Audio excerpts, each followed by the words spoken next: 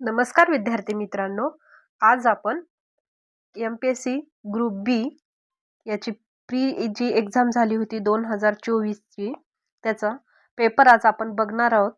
तर त्याच्यामध्ये अगोदर तुम्हाला मी प्रत्येक सब्जेक्टचे मार्क कसे आहेत, म्हणजे कोणता सब्जेक्ट किती मार्काला येतो याचं थोडं विश्लेषण करते, नंतर आपण पेपर घेऊया. तर बघा, त्याच्यामध्ये हिस्ट्री जे आहे ते 10 मार्काला येते. त्यानंतर भूगोल जो आहे तो 10 मार्काला येतो. त्यानंतर अर्थशास्त्र म्हणजे इकॉनॉमिक्स ते येतं 15 मार्काला. त्यानंतर करंट आहे 15 मार्काला. नंतर पॉलिटी आहे 15 आणि सायन्स ते आहे 15 मार्काला आणि मॅथ आणि रिझनिंगचं ते येतं 20 मार्काला. तर आपण यामध्ये जे विश्लेषण आहे ते हिस्ट्रीचं, जिओग्राफीचं, पुन्हा इकॉनॉमिक्स आणि पॉलिटी आणि सायन्स या 5 विषयाचं आपण विश्लेषण बघणार आहेत. आणि करंटचं काय, तेव्हाच्या म्हणजे आता करंटचं आपल्या तर डबल रिपीट क्वेश्चन होणार नाहीत. फक्त मी करंटचे जेव्हा पेपरमध्ये येईल ना, तेव्हा ते टॉपिक कोणते इम्पॉर्टंट असतील एवढं सांगेल. म्हणजे त्या 2000 समजा जो 2024चा आपण पेपर बघणार आहोत. तर त्यामध्ये आयोगाने कोणत्या टॉपिकवर फोकस केलं तेवढे टॉपिकचे नावं तुम्हाला सांगेल मी. आणि सायन्स आपण घेणार आहोत आणि मॅथ आणि रिझनिंग ते स्किप करू आपण. आता स्टार्ट करूया लेक्चरला. तर बघूया, आपला पहिला आहे हिस्ट्रीचं. तर आता एक्झाम आपली अवघ्या 2-3 दिवसावर आहे. तर अगोदर आपण ग्रुप बीचे जे पेपर झालेले आहेत, ग्रुप बीचे पेपर जे झालेले आहेत 24, 23 आणि 22 आणि 21 असे 4 वर्षाचे पेपर बघूया. त्यानंतर टाइम जर भेटला तर ग्रुप सीचे पण बघूया. अगोदर ग्रुप बीचे बघून घेऊया, म्हणजे त्याच्यानुसार तुम्हाला समजेल की एक्झाममध्ये काय करता येईल, पुन्हा पेपर सोडवताना काय काय काळजी घेतली जाईल, आपल्याला घेता येईल, हे पण तुम्हाला पेपरमध्ये जेव्हा क्वेश्चन येईल तेव्हा सांगेल मी. चला स्टार्ट करूया आपण पेपरला. तर पहिला क्वेश्चन आहे बघा, खालीलपैकी योग्य विधानाच्या पर्यायाची निवड करा. तर पहिलं विधान आहे, भारतातील पहिली सुती कापडाची गिरणी मुंबई येथे सुरू झाली. तर पहिलं विधान कसं आहे आपलं, बरोबर आहे, म्हणजे ए बरोबर आहे. तर पेपर कसा सोडवायचा हे पण सांगणार आहे, म्हणजे आपले जे ऑप्शन आहेत ते कसे कट केले जातील ते. तर पहिलं ऑप्शन काय आपलं, थर्ड ऑप्शन काय होतं, कट होतं. जे ऑप्शन कट होतं तिथं तुम्ही डायरेक्ट असं हे करत जा, म्हणजे नंतर त्याच्याकडे आपल्याला बघणार नाही, असं कट करून ठेवत जा. आपली जी ब्रॉड पेन राहते ब्लॅकनं, त्याला डायरेक्ट अशी रेष मारत जा. भारतात पहिली तागाची गिरणी रिश्रा येथे सुरू झाली. हे पण विधान काय आहे आपलं, ब बरोबर आहे, म्हणजे पहिलं कटलं. तर आपण 50-50 मध्ये गेलो. फक्त आता आपल्याला ह्या 2 विधानाचा विचार करायचा, म्हणजे तिसरं विधान बरोबर तर असेल किंवा चूक तर असेल. भारतातील पहिली सुती कापड गिरणी कावसळजी नानाभाई यांनी सुरू केली. तर तिसरे विधान कसं आहे आपलं, बरोबर आहे. तर आपला आन्सर येणार 4 नंबर. तर आता बघा, जी पहिली कापड गिरणी आहे, एक मिनिट, जी पहिली कापड गिरणी आहे ती मुंबई येथे सुरू झाली होती. आता हे आपल्याला ह्याच्यामध्येच दिलेलं आहे, क्वेश्चन मध्येच दिलं होतं की मुंबई येथे सुरू झाली. तर ती कधी झाली होती, तर ती झाली होती 1854 मध्ये पहिली सुती कापड गिरणी सुरू झाली होती. त्यानंतर बघा, जी तागाची आहे गिरणी रिश्रा येथे सुरू झाली होती. ती रिश्रा कुठे येते, पश्चिम बंगालमध्ये येतं. आता ही तर गिरणी मुंबई डायरेक्ट दिलेलं होतं म्हणून राज्य ते सांगायची गरज नाही. त्यानंतर ही रिश्रा कुठे झाली होती, पश्चिम बंगालमध्ये. आणि जेव्हा कापडाची म्हणजे सुती कापड झालं ना, त्याच्यानंतर समजा की ताग आला. तर ताग कधी आला, 1855 मध्ये. पहिल्यान सुती कापड आलं, नंतर ताग आलं. नंतर ही जी सुती कापडाची गिरणी आहे ही कोण सुरू केली होती, कावसजी नानाभाई यांनी. हे पण विधान बरोबर आहे. आता त्यानंतर बघा की काय काय झालं होतं. पहिला लोहपोलाद जो उद्योग आहे तो कुल्टी येथे आला होता. एक मिनिट, हे सर्व मोडूया आपण. आता पहिला लोहपोलाद उद्योग कुल्टी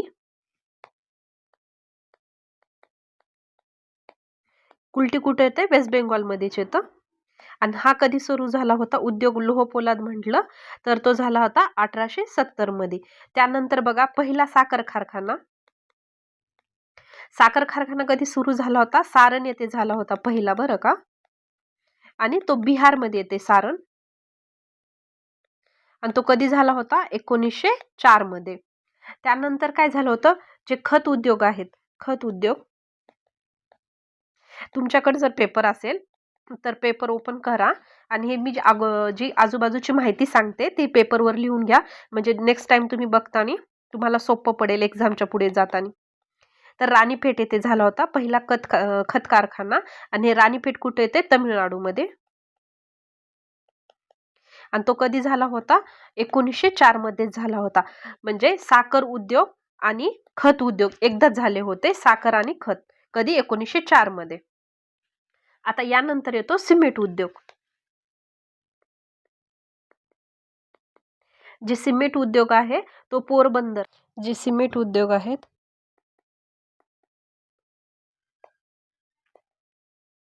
सिमेंट उद्योग फर्स्ट टाइम पोरबंदर येते. पोरबंदर तुम्हाला माहित आहे गुजरातमध्ये आहे. आणि तो कधी सुरू झाला होता? 1914 मध्ये. त्यानंतर येते पहिला मोठा खत कारखाना म्हटलं तर सिंद्रीमध्ये, झारखंडमध्ये येतं, आणि जे पहिल्या योजनेच्या वेळेस सुरू झाला होता. तर आपला आन्सर येणार 4 नंबर. आता पुढचा क्वेश्चन बघा. कोल्हापूर येथील 27व्या फलटण येथील हिंदी शिपायाने खालीलपैकी कोणाच्या नेतृत्वाखाली 31 जुलै 1857 चे बंड केले होते? तर ते बघा, पहिलं ऑप्शन आहे अ आणि ब मध्ये येते रामजी शिरसाट आणि नानासाहेब पेशवे. तर ते कोल्हापूरचं बंड विचारलेलं आहे. त्यानंतर क विधान येते रंगोजी बापूजी, आणि चौथं विधान येते भीमा नाईक. तर आपल्याला आन्सर बघायचा आहे. तर यामध्ये बघा, तर 1857च्या उठामध्ये फक्त कोल्हापुरामधून रामजी शिरसाट. आता बघा इथं क्वेश्चनमध्ये जे नेतृत्व आहे, नेतृत्व कोणत्या पण एकाच व्यक्तीचं राहतंय ना, म्हणून आपले सर्व ऑप्शन कट होते आणि एकाच म्हणजे कोणाच्या नेतृत्वाखाली म्हणून विचारले, म्हणून डायरेक्ट ऑप्शन 4 निघतं. म्हणजे हे आपलं थोडं लॉजिक बेसनं आपल्याला हा क्वेश्चन ह्याचा आन्सर येतं. म्हणजे विशेष याच्यासाठी काही लागत नाहीये, म्हणजे माहितीच असं पण काही नाहीये. डायरेक्ट आपलं ह्या एका शब्दावरून ह्याचा आन्सर निघून जातं. म्हणजे नेतृत्व कोणा पण एकाच व्यक्तीचं राहतं. तर आन्सर येणार 4 नंबर. तर आपण याचं विश्लेषण बघूया. जे कोल्हापूरमध्ये सैनिकाचा उठाव झाला होता तो 27वी फलटण होती आणि 200 शिपायांनी उठाव केला होता. आणि उठावाचे नेतृत्व कोण होतं? जसं आन्सरमध्ये दिलेलं आहे रामजी शिरसाट.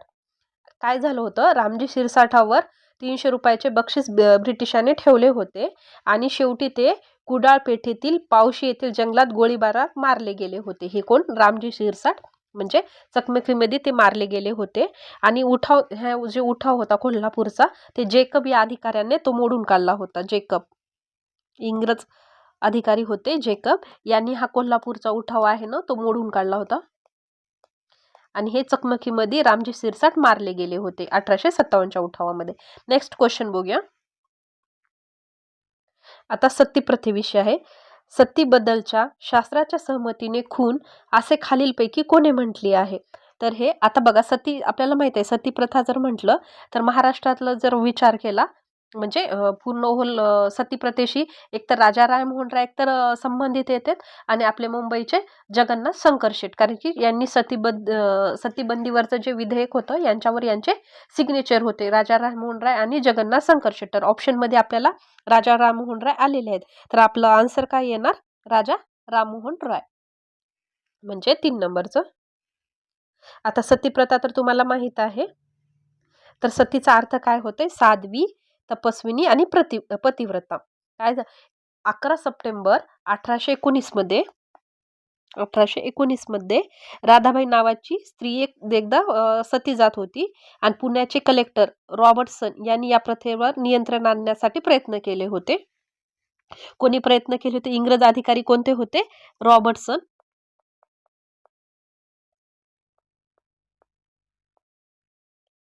आणि एलिफन्स्टनने सर्व कलेक्टरना आदेश दिले की खुद सतीच्या ठिकाणी हजर राहावे आणि सती जाण्यास भाग पाडले जाणार नाही याकडे लक्ष द्यावे.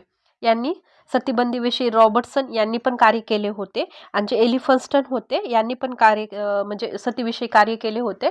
तर यांचं म्हणणं होतं की ज्या टाईममध्ये सतीप्रथा म्हणजे आता एखादा व्यक्ती जर मरण पावला असेल, मग तिथं त्या चितेवरच सती जायची प्रथा होती ना, तर तिथं प्रत्येक जे कलेक्टर असेल त्या जिल्ह्याचा, त्यांनी त्या सतीच्या तिथं थांबावे असे एलिफन्ट्सना आदेश काढला होता.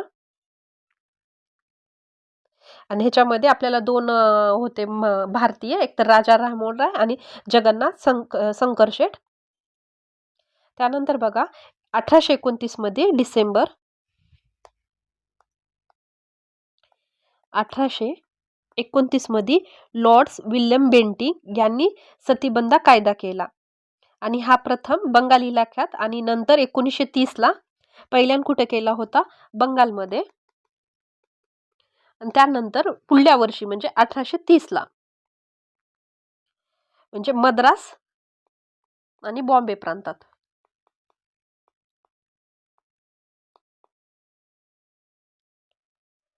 झालं. तर नेक्स्ट क्वेश्चन बघूया आपण. आता कोणत्या समाजाची स्थापना कधी झाली, काय नाही ते बघायचं.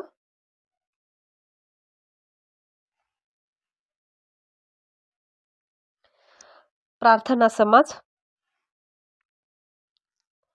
प्रार्थना समाजाची स्थापना झालेली आहे 1867. नंतर सत्यशोधक समाज 1873, सार्वजनिक सभा 1870 आणि आर्य समाज 1875. अशा प्रकारे आपला आन्सर येणार 3 नंबर. तर आपण एकदा विश्लेषण बघूया. आता म्हणजे जेवढे समाज संघटना आहेत स्थापन केलेल्या, आपण तेवढ्या संघटना बघूया. आता फर्स्ट टाइम काय झालं, 1828 मध्ये ब्राह्मो समाजाची स्थापना झाली. ब्राह्मो समाज. तर आपल्याला माहित आहे ब्राह्मो समाजाची स्थापना कोणी केली होती, म्हणजे राजाराम रॉय यांनी केली होती. कधी, 1828 मध्ये ब्राह्मो समाज. आणि कुठं केली होती, बंगालमध्ये, कारण की ते बंगालचे होते तर बंगालमध्ये स्थापनाच होणार ना. तर ही पहिली संस्था झाली. त्यानंतर 1844 ला मानव धर्म केली होती. तर ही मानव धर्म जी समाज आहे याची स्थापना सुरतमध्ये केली होती. सुरतमध्ये. तर कोणी केली होती एवढं लक्षात ठेवा. 3D म्हणजे कोण, दादोबा. नंतर येते दुर्गाराम. या म्हणजे DD. आणखीन एक आहे ते आठवत नाहीयेत मला. त्यानंतर बघा पुढचा समाज म्हणजे पहिला कधी झाला, 1828 चा झाला ब्राह्मो. नंतर 44 चा झाला मानव धर्म. त्यानंतर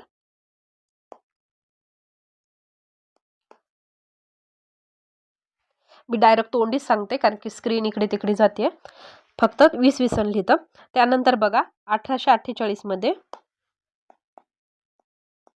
1848 मध्ये ज्ञानप्रसारक सभा.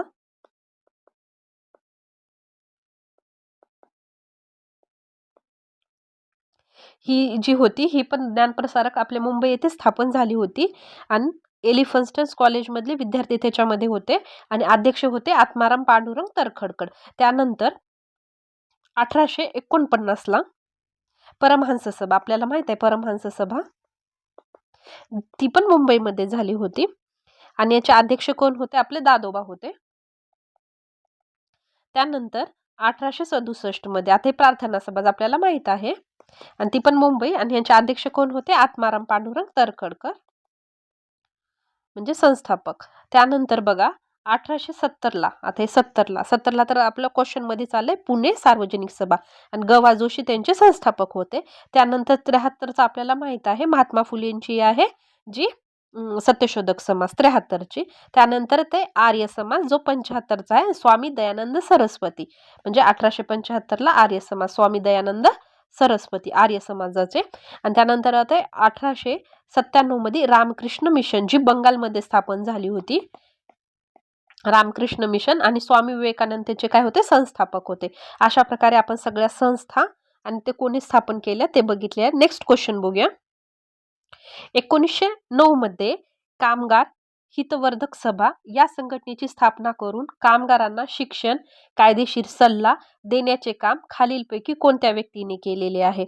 आता हे आपल्याला काल मी जे समाज सुधारक घेतले होते त्याच्यामध्ये हा क्वेश्चन झाला होता. तर त्याच्यामध्ये बघा कामगार हितवर्धी सभा, पहिले हे लक्षात घ्यावा की 1909 मध्ये कामगार हितवर्धक सभेची स्थापना झाली, कारण की नेक्स्ट टाइम हा तुमचं आन्सर असू शकते पुढच्या क्वेश्चनचं. तर यामध्ये बघा भिवाजी नवरे हे तर तुम्हाला सिके बोले आणि भिवाजी नवरे हे कंपल्सरी आहेत, हे सर्वांना माहीतच आहे. म्हणजे हे ऑप्शन कटलं, हे कटलं. आता ड आहेत का नाही ते बघायचं आपल्याला. तर हरिश्चंद्र तालचेकर हे होते. तर आपला आन्सर येणार 3 नंबर. तर यामध्ये बघा आपल्याला कामगार हितवर्धिनी सभेचं जे आहे ते बघूया.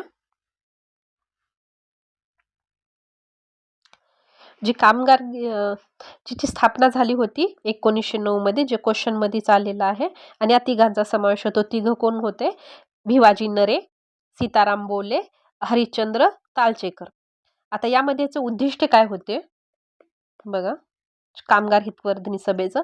पहिलं उद्दिष्ट होते कामगारांना अडचणीत मदत करणे. पुन्हा नेक्स्ट टाइम क्वेश्चन आपल्याला त्यांच्या उद्दिष्टावर पण येऊ शकतो, म्हणून आपण आता आपण त्यांची उद्दिष्टे बघूया.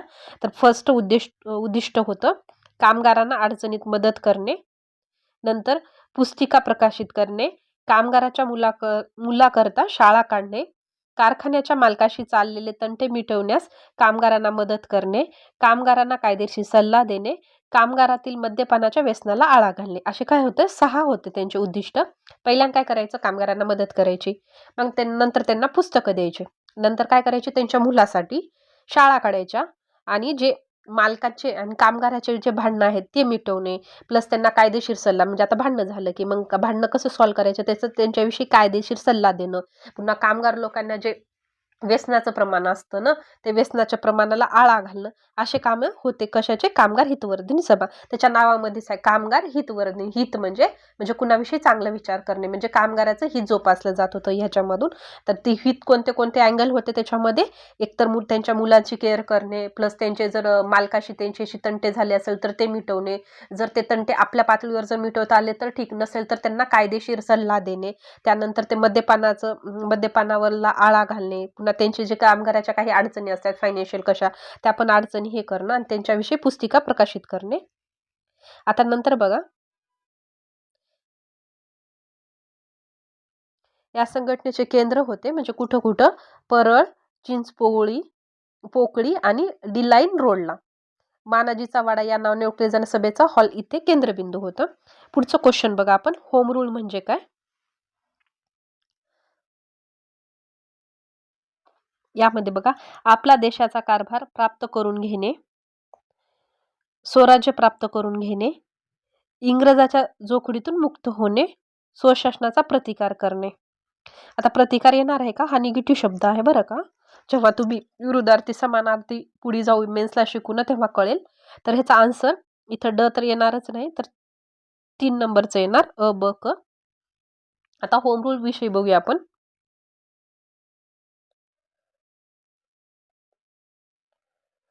आता जी होम रूल होती, फर्स्ट टाइम होम रूल ही चळवळ आहे ना, ते आपल्याला माहित आहे. ह्याची सुरुवात कुठून झालेली होती? आयर्लंड. भारतामध्ये जर कोण आणलं म्हटलं तर ॲनी बेझंटनं आणली होती.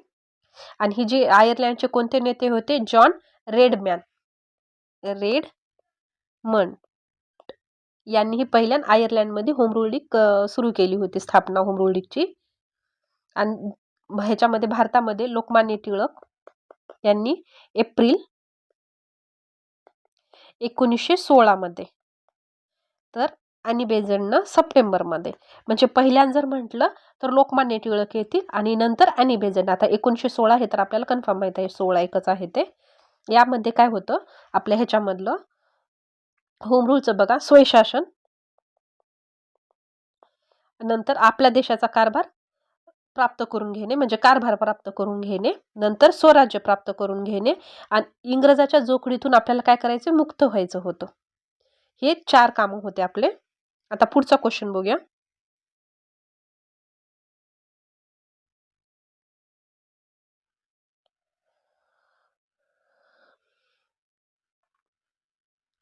सव्वीस जुलै 1876 सुरेंद्रनाथ बॅनर्जी यांनी स्थापन केलेल्या इंडियन असोसिएशनचे पहिले सचिव.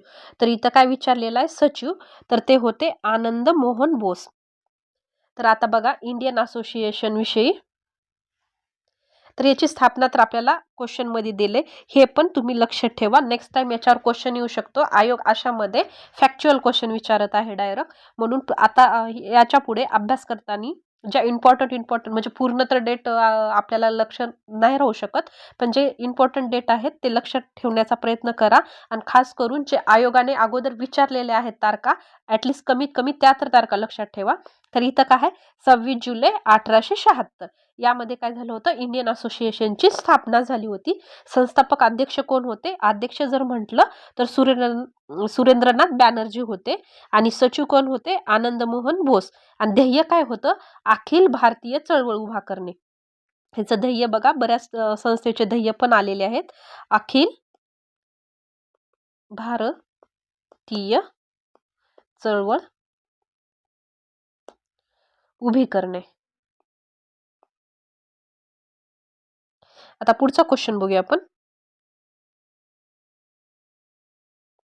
आता हा डायरेक्ट फॅक्च्युअल क्वेश्चन होता, याच्यामध्ये काही सांगायसारखं नाहीये. खालीलपैकी नागपूरच्या कोणत्या राजाने आपल्या मृत्यूनंतर वारसाची काहीच व्यवस्था न केल्याने कंपनी सरकारने त्याचे राज्य खालसा केले होते? तर कोणत्या ह्यानं काहीच केलं नव्हतं? राजा रघुजी तिसरा यांनी काय केलं होतं? काहीच म्हणजे पुढे वारसाचं सांगितलं नव्हतं, म्हणून हे राज्य कसं करण्यात आलं होतं? खालसा करण्यात आलं होतं. यानंतर पुढचा क्वेश्चन बघूया आपण. झाशीची राणी म्हणजे सर्व बंडखोरांमधील एकमेव पुरुष होती असे विधान खालीलपैकी कोण म्हटलं होतं? तर ते विधान म्हटलं होतं आपलं जे हिरोज होतं,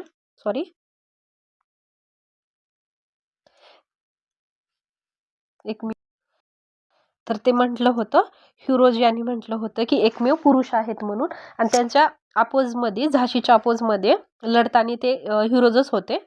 आता याच्या पुढे आपण जो 1857चा उठाव आहे त्याच्याविषयी थोडी माहिती बघूया. म्हणजे पुढचे जे आहेत पेपर ते आपल्याला सोपे जातील त्याचा विचार करताना.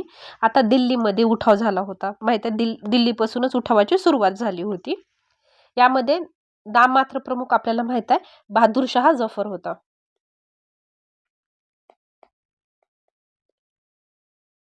हे दुसरा होता, हे लक्षात ठेवा बरं का, कारण की वरच्या क्वेश्चन मध्ये दुसरा तिसरा आला होता. आणि उठावाचे खरे नेतृत्व कोण केलं होतं? बख्त खान.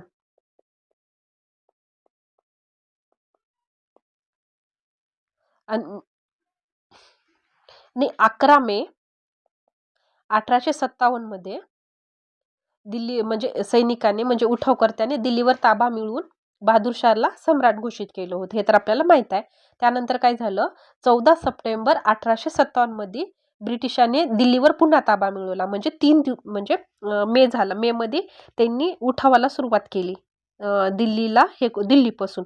आणि सप्टेंबर महिन्यामध्ये म्हणजे 14 सप्टेंबरला इंग्रजाच्या हातामध्ये दिल्ली आली. आणि या लढाईमध्ये जे दिल्लीमध्ये कोण होता आपलं इंग्रज सेनापती म्हणलं तर तो निकोल्सन होता. आणि निकोल्सन जो आहे हा लढाईमध्ये मारला गेला होता, दिल्लीच्या लढाईमध्ये निकोल्सन. त्यानंतर दिल्ली इंग्रजाच्या ताब्यात आली होती. त्यांनी उठावाचा बिमोड केला होता, प्लस त्यांचा म्हणजे ते नंतर मरण पण पावले होते. आणि निकोल्सन बरोबर हडसन पण होते. यानंतर येतो, आता हा झाला दिल्लीचा उठाव. यानंतर आपण बघूया लखनौमध्ये तर आपल्याला म्हणते अवध, ह्याच्यावर क्वेश्चन पण अगोदर आयोगाचा येऊन गेलेला आहे की लखनौमधून नेतृत्व कोणी केलं होतं? ज्या बेगम होत्या, कोणत्या? बेगम हजरत महल यांनी काय केलं होतं? त्यांचा अल्पवयीन मुलगा जो होता बाजिस कादर यांना गादीवर बसून त्यांनी उठावाचं नेतृत्व केलं होतं. आणि त्यांना जमीनदार, शेतकरी आणि सैनिकाचा पाठिंबा होता. कुणाचा? जमीनदार, शेतकरी आणि सैनिकाचा पाठिंबा होता.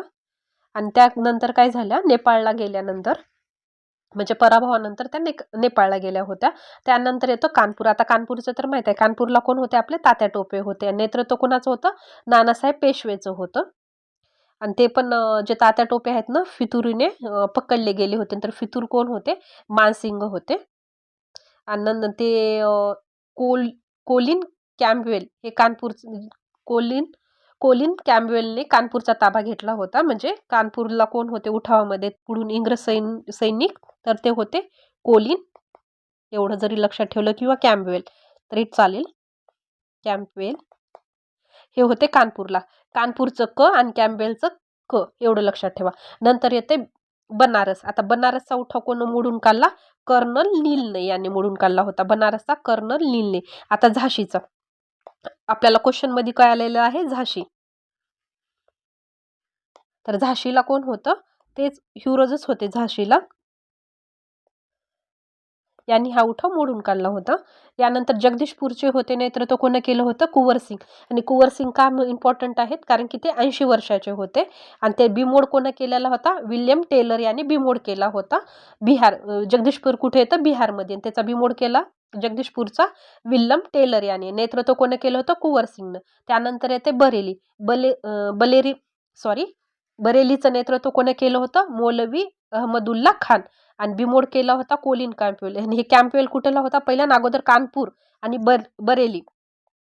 बरेली आणि कानपूरचं नेतृत्व एकानेच केलं होतं, एवढं लक्षात ठेवा ह्या दोन्हीचं. यानंतर येते आता महाराष्ट्रामध्ये कुठं कुठं उठाव झाला होता ते बघा, कारण की पहिल्या क्वेश्चन मध्ये येऊन गेलेला आहे महाराष्ट्रातलं उठावाचं. यामध्ये सातारा. आता सातारामध्ये कोण होतं आपल्याला माहित आहे? रंगोजी बापूजी गुप्ते होते. सातारामध्ये गुप्ते, एवढं शॉर्ट मध्ये घ्या. आणि कोल्हापूरमध्ये होते आनाजी फडणवीस, तात्या मोहिते, रामजी शिरसाटवर क्वेश्चन येऊन गेलेला आहे. आणि चिमासाहेब होत्या. खानदेशमध्ये कर्जार सिंग म्हणजे भीमा नाईक, मावसिवा नाईक आणि दौलत सिंग. आणि सातपुडामध्ये होते शंकरशहा. अशा प्रकारे हे झाशी आपलं 1857चा उठावाचं झालेला आहे.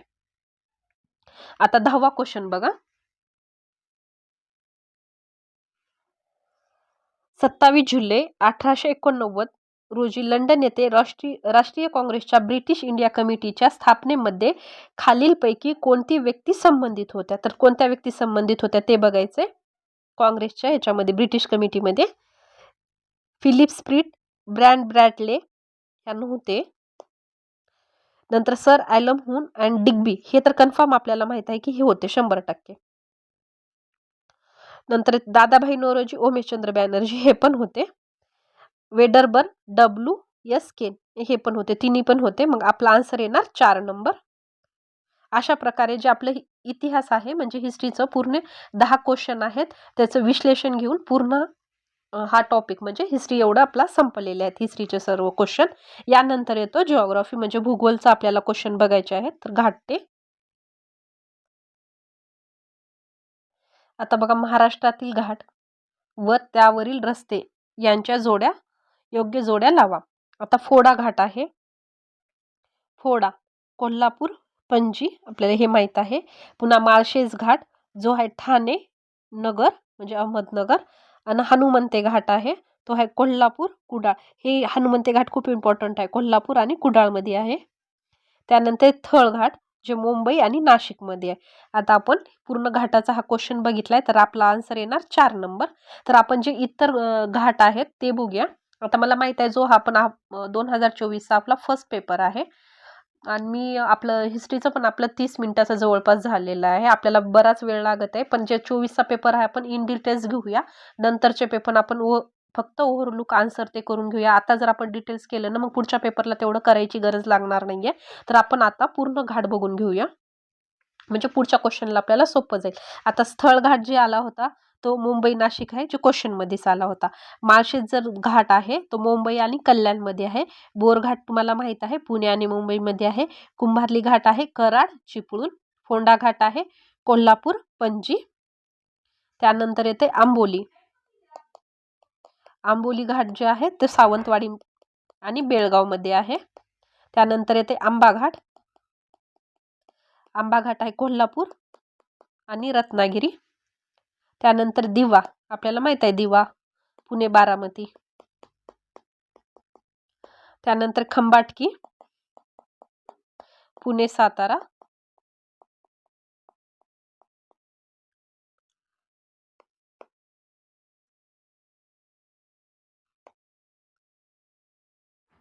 हनुमंते घाट येते जे क्वेश्चन मध्ये आला होता आपला कोल्हापूर आणि कुडाळ.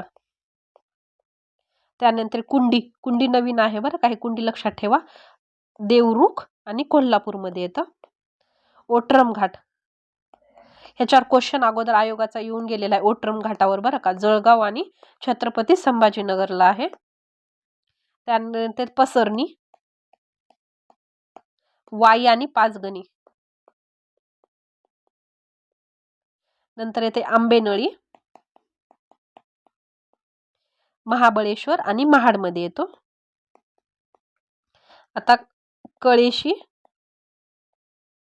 आता 3 येते महाड, नंतर येते खेड, नंतर येते दापोली.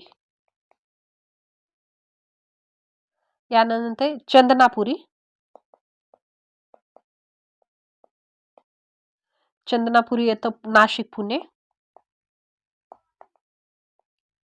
नंतर नाणेघाट येतं,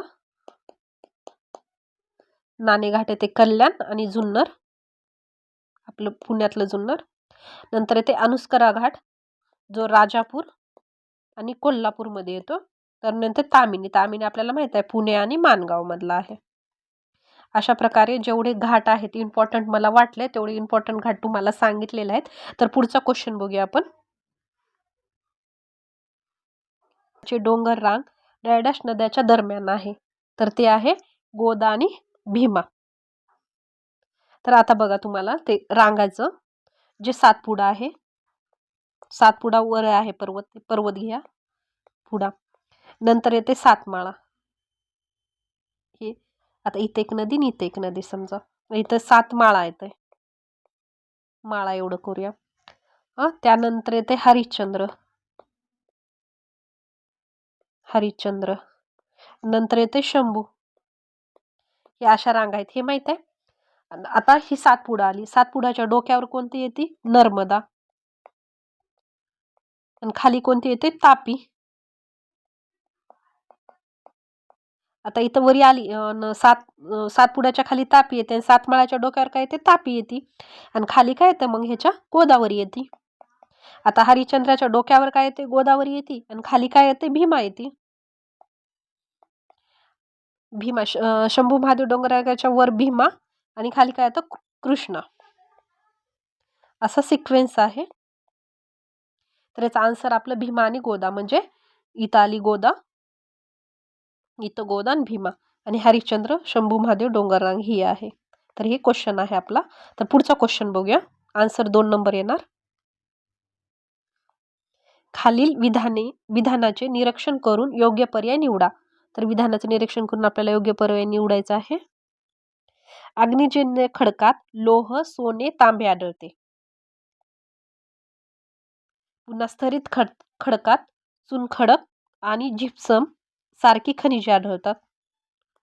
रूपांतरित खडकात अभ्रक, गार्नट यासारखे खनिजे आढळत नाहीत. इथं नाहीत म्हणजे सगळे पॉझिटिव्ह दिले. एखादं विधान मध्येच जर निगेटिव्ह देत असेल तर ते 100% म्हणता येणार नाही, तर बऱ्याच अंशी ते काय असतं? चुकीचं असतं. म्हणजे आपलं इथं चुकलं आणि इथं चुकलं, तर 50-50 मध्ये आलं. जर तुम्हाला माहित आहे जे एक्सपेन्सिव्ह गोष्टी असतात सोने चांदी ते अग्निजन्य खडकातच असतात, म्हणून आपलं आन्सर येणार 3 नंबर. तर हे रूपांतरित खडकात काय असतं? अभ्रक आणि गार्नेट हे आढळले जातं बरं का. आणि इथं नाही विचारलं म्हणजे ते आपण फ्लो मध्ये सगळं आता इथं पण पॉझिटिव्ह दिलं, इथं पण पॉझिटिव्ह दिलं, मग आपण इथं पण पॉझिटिव्हच विचार करूया. तर हे काय म्हणजे फ्लोमध्ये आपण पॉझिटिव्हच विचार करून डायरेक्ट आन्सर आपण हे टिक करू, असं त्या हिशोबानं आयोगानं दिलेलं असतं. पण वाचताना आपण लक्षपूर्वक काय वाचायचं, हे नाहीये दिलेलं आहे. म्हणजे 2-3 सेंटेन्स समजा पॉझिटिव्ह दिले तर मध्ये जर एखादा निगेटिव्ह असेल तर तो चुकीचंच राहतं, एवढं लक्षात ठेवा. शक्यतो तर कन्फर्म तुम्हाला माहित असेल ते तर बेस्ट. जर एखाद्या वेळेस जर माहित नसेल तर मग तुम्ही ते यूज करू शकता. आता पुढचा क्वेश्चन बघा. खालीलपैकी कोणते विधान किंवा विधाने बरोबर आहेत ते बघायचं आपल्याला.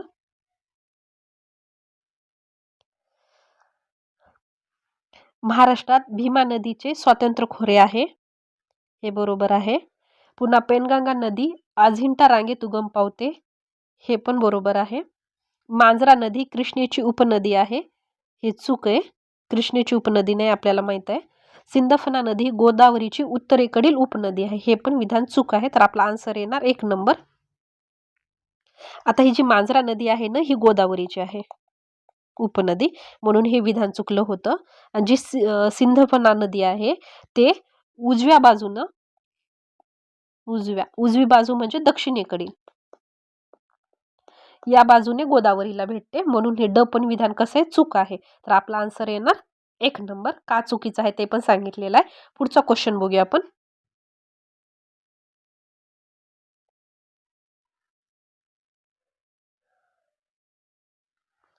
महाराष्ट्रात 1960 आणि 2020 मधील एकूण प्रशासकीय विभाग अनुक्रमे डॅडॅश व डॅडॅश आहेत. तर याच्यामध्ये 4 म्हणजे 1960ला किती होते? 4 आहेत हे पण माहित आहे. आणि 1920ला किती आहेत? 6. शास म्हटलं तर 6 आणि प्राकृतिक म्हटलं तर 5. एवढं लक्षात ठेवा. इथं 6 आलं आणि इथं 6 येतं. हे तर एवढं कॉमन आहेत क्वेश्चन, एवढे येतीलच, आपल्याला ट्रिकची गरज लागणार नाही. तरी पण कोणाला जर कन्फ्यूज होत असेल 5 आणि 6 मध्ये, तर शास आलं तर 6 करायचं, प्रशासकीय म्हटलं तर 6 आणि प्रादेशिक जर म्हटलं तर 5. तर आन्सर येणार 2 नंबर. आता याच्यामध्ये मला नाही वाटत काही सांगायसारखं आहे म्हणून. आता इथं बघा पुढचा क्वेश्चन. कापसाची काळी मृदा ती कुठं आढळते? महाराष्ट्र पठारावर. यानंतर जांभी मृदा कोकण, तांबडी मृदा पूर्व विदर्भ, भरड उथळ मृदा ती आहे सह्याद्री पूर्व भाग. तर आपला आन्सर येणार 2 नंबर. यामध्ये आपण जी काळी मृदा आहे म्हणजे कापसाची मृदा, याच्याविषयी पहिल्यांदा बघूया. काळी मृदा, आता हे तर माहित आहे आपल्या कापसासाठी उपयोगी आहे, ते जे क्वेश्चन मध्येच दिले. या मृदेची वैशिष्ट्ये बघा. ही काय करते? ओलावा टिकून ठेवते. ओलावा टिकून ठेवते. आणि यामध्ये चुन्याचे प्रमाण काय असतं? अधिक असतं. चुन्याचे प्रमाण अधिक. यानंतर चिकन मातीचे प्रमाण पण काय असतं? जास्त असतं. ओलावा जास्त, चुन्याचे प्रमाण जास्त, पुन्हा चिकन मातीचे प्रमाण जास्त आणि पुरेशा प्रमाणात काय असतं याच्यामध्ये?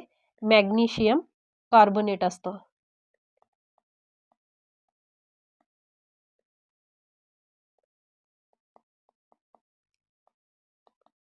या चारी या चारही गोष्टी काय असतात? काळ्या मृदेमध्ये असतात. आणि तो आढळ कुठं असतो? महाराष्ट्र पठारी प्रदेशावर त्याचा आढळ असतो. सॉरी, नंतर येते. आता आपण बघूया तांबडी मृदा. या मृदेविषयी बघूया. आता ही इतर विदर्भामध्ये देते, आपल्या क्वेश्चन मध्येच दिले. कुठं? पूर्व विदर्भ. पूर्व विदर्भ म्हणजे गोंदिया या भागाकडे काय होतं? तांबड्यामध्ये मृदा आढळली जाते. यामध्ये काय असतं? ही अतिप्राचीन रूपांतरित स्फटिकमय खडकापासून तयार झालेली मृदा आहे. यामध्ये लोहाचं प्रमाण काय असतं? जास्त असतं, म्हणून त्याला लाल रंग प्राप्त झालेला आहे. आणि याच्यामध्ये पाण्याचा निचरा अधिक होतो. आता आपल्या काळ्या मृदेमध्ये कसं ओलावा टिकून ठेवत होतं, पण हे लाल तांबडी जी मृदा आहे याच्यामध्ये पाण्याचा निचरा अधिक होतो. यानंतर जे ह्युमसचे प्रमाण असतं हे पण काय असतं? कमी असतं. याचा आढळ काय होतं? नागपूर, भंडारा, गोंदिया आणि गडचिरोली, म्हणजे हा जो महाराष्ट्राचा भाग आहे. 1 मिनिट आपण नकाशातून बघूया. आता हे महाराष्ट्राचा नकाशा आहे. हे असा आपला त्रिकोणी आकार महाराष्ट्र आहे. ही जी इकडी आहे इथं कोणती आहे? आता इथं नागपूर येतं, गोंदिया, हे भंडारा, हे गडचिरोली, हे जे भाग आहे इथं हा पट्टा काय आहे? तांबड्या मृदेचा आहे. इथं तांबडी मृदा. आपण ह्याच्या अगोदर काय बघितली होती? काळी मृदा. काळी मृदाचा हा भाग जो आहे मराठवाडा खास करून, तो काय आहे? काळी मृदा आहे. या आणि तांबड्या मृदेचा तर आपण बघितलेला आहे. आणि ह्याच्यामध्ये काय असतं? ह्या ह्युमसचंही प्रमाण कमी असतं, पुन्हा निचरा पण कमीच असतो. जसं काळ्या मृदेत जास्त असतो ह्याच्यात कमी असतो. याच्यामध्येही रासायनिक खताचे लवकर प्रतिसाद देते ही मृदा. आणि सागवानाची वने असतात. आपल्याला माहित आहे विदर्भामध्ये सागवान आढळतो तो. या मृदेत पलास, स्फुरद, कॅल्शियम आणि सेंद्रिय प्रमाणाचे जे सेंद्रिय द्रव असतात ते कमी असतात. यामध्ये पिवळसर तपकिरी जी मृदा असते शिष्ट व निष्ठ पासून बनलेली आहे. तर याच्यामध्ये पिकं जर म्हटलं तर बाजरी आणि नाचणी घेतलं जातं. याच्यामध्ये पिके बाजरी आणि नाचणी. यानंतर पुढची मृदा बघूया आपण. आता ही ती जांभी मृदा. हे जांभी मृदा याला लॅटेराइट, हे कन्फ्यूज होतं बरं का हा शब्द, हा लक्षात ठेवा. जांभी मृदेलाच लॅटेराइट मृदा पण म्हटलं जातं. आता हे काय होतं? जांभी मृदा ह्या भागात आढळली जाते, म्हणजे कोकणकडचा, खास करून उत्तर म्हणजे दक्षिणेकडचा भाग. यामध्ये उष्ण आणि दमट हवामानात जांभा खडक तयार होण्यास मदत होते आणि हवामानात खडकामध्ये असलेल्या खनिजाचे रासायनिक विघटन होते. आता निर्मिती काय म्हणून झालेली आहे, सतत ओलावा आणि कोरडा ऋतू असलेल्या उष्ण व जास्त पावसाच्या प्रदेशात. आपल्याला माहित आहे इथं आंबोली ते आहे आणि म्हणजे जे दक्षिण कोकण आहे त्याच्यामध्ये जास्त वृष्टी होती आणि या अतिवृष्टीमुळेच इथं जांभी मृदा किंवा लॅटेराईट मृदेची निर्मिती झालेली आहे. यामध्ये काय असतं, चुना, सिलिकॉनचे प्रमाण कमी आणि लोह व ॲल्युमिनियमचे प्रमाण जास्त असते. आता लोह ह्याचा पण कलर जांभाचा आहे ना, म्हणून लोहाचं आणि ॲल्युमिनियमचं प्रमाण जास्त असतो.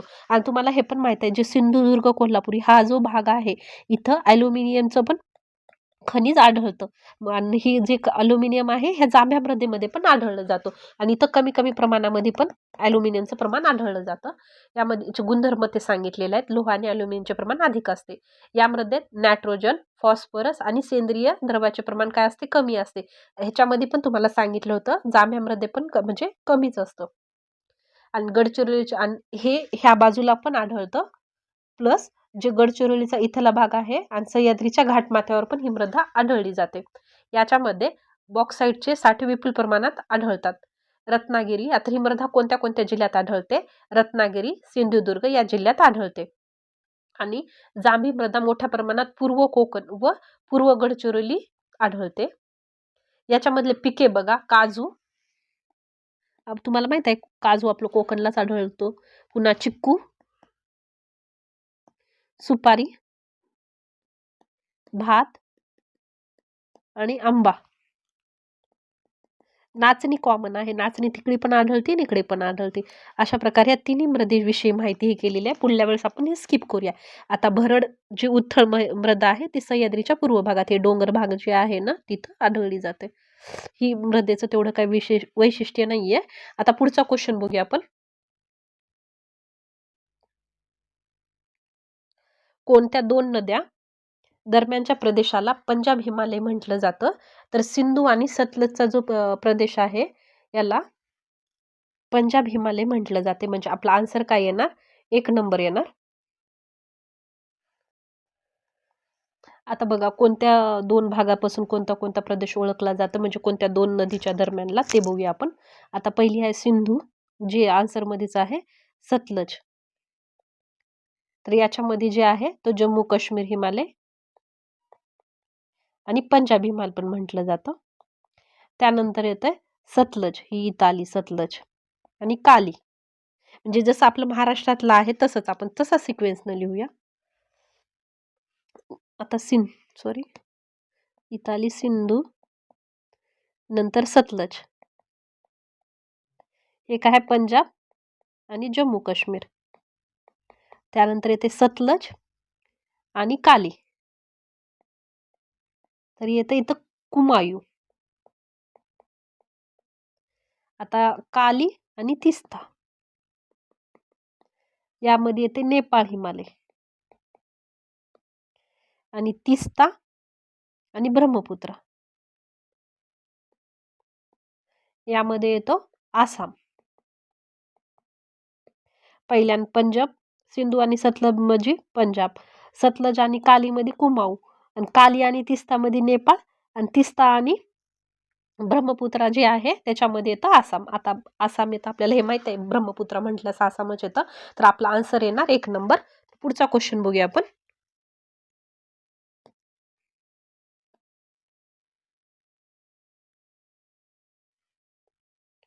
पश्चिम आणि वायव्य भारतामध्ये अतिउष्ण, कोरडे व धुळीचे वेगाने वाहणाऱ्या वाऱ्यांना डॅडस असे म्हणतात, तर त्यांना ल्यू वारे असे म्हणतात. उष्ण व कोरडे असतील तर त्याला लू वारे म्हणतात.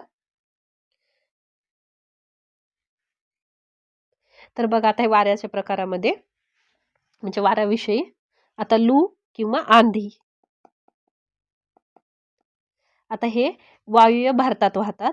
स्थानिक भाषेत त्यांना लू आणि आधी म्हणतात. हे कसे असतात, कोरडे आणि उष्ण असतात. याचं तापमान किती असते, 45 डिग्री ते 50 डिग्री सेल्सिअस असतं, म्हणजे ते ऑब्व्हियसली उन्हाळ्यातच असतील. आणि त्यांचा वाहण्याचा जर ही म्हटलं दिशा म्हटली तर पश्चिम, म्हणजे ही इकडून इकडे राहते, अशी राहते, असं वाहतात ते. आणि केव्हा वाहतात ते, मे आणि जूनमध्ये, कारण की एवढं टेम्परेचर मे आणि जूनमध्येच असू शकतं ना. साधारणतः ते कधी राहतात, दुपारनंतर वाहतात. हे झालं ह्याचं. आता पुढचा क्वेश्चन बघा. स्वामीनाथन 1970च्या यांच्या व्याख्येनुसार भारतातील कोरडवाहू शेती म्हणजे ज्या ठिकाणी सरासरी वार्षिक पर्जन्य हे, आता त्याचं बघा, 100 सेमीपेक्षा जास्त पण 120 सेमीपेक्षा कमी, पहिलं विधान. दुसरं आहे 30 सेमीपेक्षा जास्त. तिसरं विधान आहे 200 सेमीपेक्षा जास्त. आणि ड विधान आहे 100पेक्षा कमी पण 40पेक्षा जास्त. आता आपल्याला कोरडवाहू शेतीविषयी विचारलेलं आहे, तर याच्यामध्ये येणार 100पेक्षा कमी आणि 40पेक्षा जास्त. तर आपला आन्सर येणार 4 नंबर. आता याच्यामध्ये सांगायसारखं काही नाहीये. पुढचा क्वेश्चन बघूया आपण.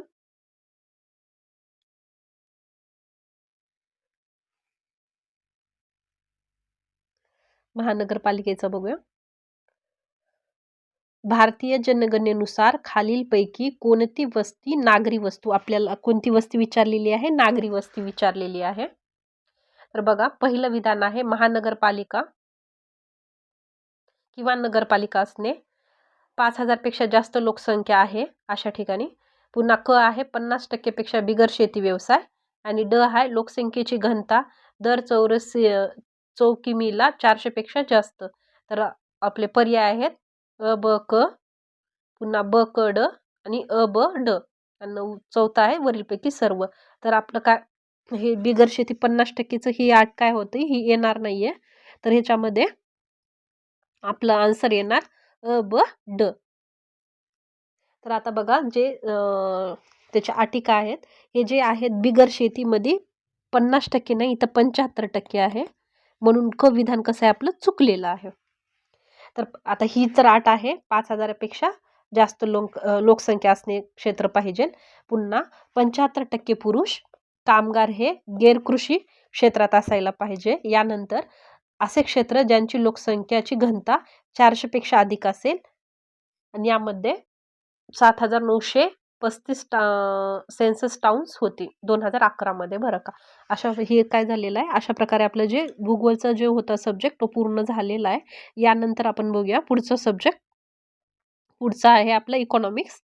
कोणते विधान औद्योगिक कामगारासाठीच्या ग्राहक किंमत निर्देशांकाबद्दल खरे आहे? तर आपल्याला खरे विचारलेलं आहे, इथं अंडरलाईन करून घ्या.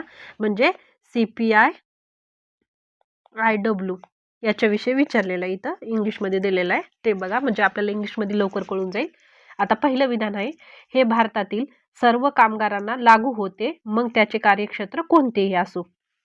आता इथं बघा, पहिलं विधान जेव्हा आपण पेपरमध्ये सॉल्व करत जाऊ तेव्हा जेव्हा आपण पहिलं विधान वाचतो तेव्हाच ते बरोबर आहे का नाही हे इथं स्टिक करत जा. म्हणजे आता बघा, पहिलं विधान कसं आहे आपलं चुकीचं आहे. इथं का म्हणून चुकीचं आहे, हे भारतातील सर्व कामगारांना लागू आहे, इथं यामुळे चुकलंय. आणि मग त्याचे कार्यक्षेत्र कोणतेही असो, हे कोणतेही असो, त्यामुळे पहिलं विधान कसं आहे चुकीचं आहे. आता ब विधान बघा, केवळ किमान वेतन निश्चित करण्यासाठी हे वापरले. जेव्हा क्वेश्चनमध्ये पॉलिटी असो किंवा इको असो, केवळ, फक्त, सर्व अशा जेव्हा गोष्टी वापरल्या, म्हणजे असे जेव्हा शब्द वापरले जातात तेव्हा लक्षपूर्वक बघत जा की हे विधान कसं असेल बाबा. तर यामध्ये बघा, हे केवळ किंवा किमान वेतन निश्चित करण्यासाठी, तर किमान वेतन निश्चित करण्यासाठी जे महागाई भत्ता तो असतो ते देण्यासाठी पण CPIचा यूज केला जातो. म्हणून ब पण विधान कसं आहे आपलं चुकीचं आहे. मग आन्सरमध्ये अ पण येणार नाही आणि 4 पण येणार नाही. आता क विधान बघा, हे वस्तू आणि सेवाच्या एका निश्चित बास्केटवर आधारित आहे जे कधीही बदलत नाही. आता इथं नाही शब्द आला, जेव्हा असं नाही येतं ना पॉझिटिव्ह ह्याच्यामध्ये, नाही आला तर तो विधान 100% चुकीचंच राहतं. तरी पण तुमच्या अभ्यासावर बघा, मी माझ्या असं सोडवते. तर क पण विधान कसं आहे आपलं चुकीचं आहे. तर आपलं डायरेक्ट आन्सर येते, म्हणजे चौथं विधान वाचायची पण गरज लागत नाही. तर चौथं विधान बघा, औद्योगिक कामगारांना वाजवी वेतन मिळून त्याचे जीवनमान चांगले राखण्यास हे मदत करते. म्हणून चौथं विधान कसं आहे चुकीचं आहे. तर आपण त्याचं एक्सप्लेनेशन बघूया की बाबा काय आहे ते. जर देशातील औद्योगिकदृष्ट्या विकसित 70 केंद्रासाठी गणना केली जाते. इथं किती आहे, 70 केंद्रावर ही गणना केली जाते. एकदा मोडून तुम्हाला हे करतोय. एकूण केंद्र किती असते, 70. ऑल इंडिया म्हटलं तर 70 केंद्र आहेत. आणि जर महाराष्ट्रामध्ये म्हटलं तर महाराष्ट्रामध्ये बघा 5 केंद्र आहेत. तर 5 केंद्र कोणते आहेत ते बघूया. पहिलं येतं मुंबई, पुणे नंतर येते नागपूर, सोलापूर आणि नाशिक या 5 केंद्राचा समावेश होतो. त्यानंतर बघा याचा उपयोग काय होतो, सरकारी आणि खाजगी क्षेत्रामध्ये जे कर्मचारी वर्ग आहे त्यांना महागाई भत्ता ठरवण्यासाठी याचा यूज होतो. इथं किमान वेतन आले म्हणून का चुकलंय, काय नाही, इथं महागाई भत्ता देण्यासाठी याचा यूज होतो. आणि तिसरं विधान बघा, आता तिसरं विधानाचं सप्टेंबर 2020 मध्ये CPI किंवा IW साठी 2001 ऐवजी म्हणजे आता जे आधारभूत वर्ष आहे ते 2016 धरण्यात आलेलं होतं. यानंतर बघा जे इथं काय म्हटलेलं आहे, एक निश्चित बास्केट, तर सध्याच्याला बरं का, आता निश्चित नसतं, ते चेंज होत असतं. त्यामध्ये जे वस्तू व सेवा आहेत त्या 263 आहेत आणि ते निश्चित नसतात, प्रत्येक वेळेस चेंज होत असतात. सध्याच्याला काय आहेत, 200 म्हणजे 463 वस्तू आणि सेवाचा यामध्ये समावेश आहे. आता पुढचा क्वेश्चन बघूया आपण.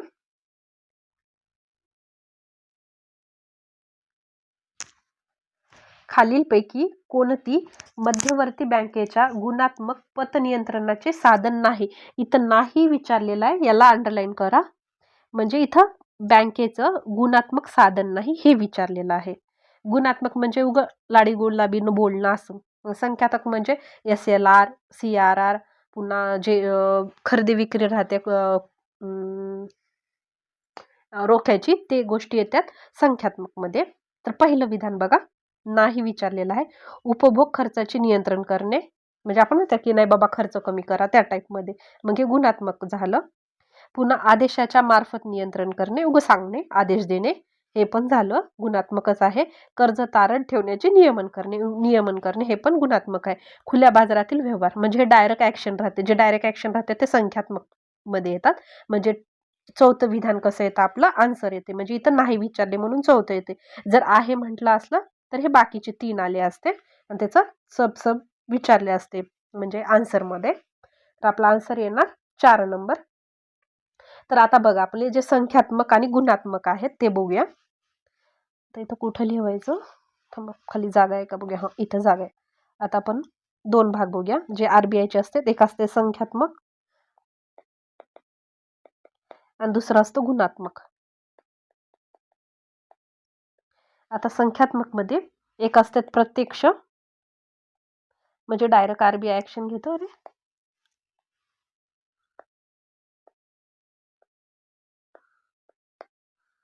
आणि दुसरं असतं अप्रत्यक्ष.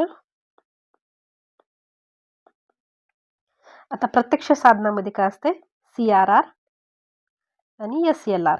आता हे माहित आहे, हे बँक ठेवून घेतं आणि SLR ही स्वतः ही RBI आणि ही स्वतः बँक ठेवते. आता अप्रत्यक्ष मध्ये येते, जे आन्सर मध्ये आहे ना ते अप्रत्यक्ष साधन दिले होतं, त्याच्यामध्ये येते बँक रेट आणि नंतर येतं खुल्या बाजारात, जे ह्याच्यामध्ये क्वेश्चन मध्येच दिलं होतं. त्यानंतर रेपो रेट, नंतर रिव्हर्स रेपो, यानंतर येतं MSF काय आहे, मार्जिनल स्टँडिंग फॅसिलिटी MSF ला.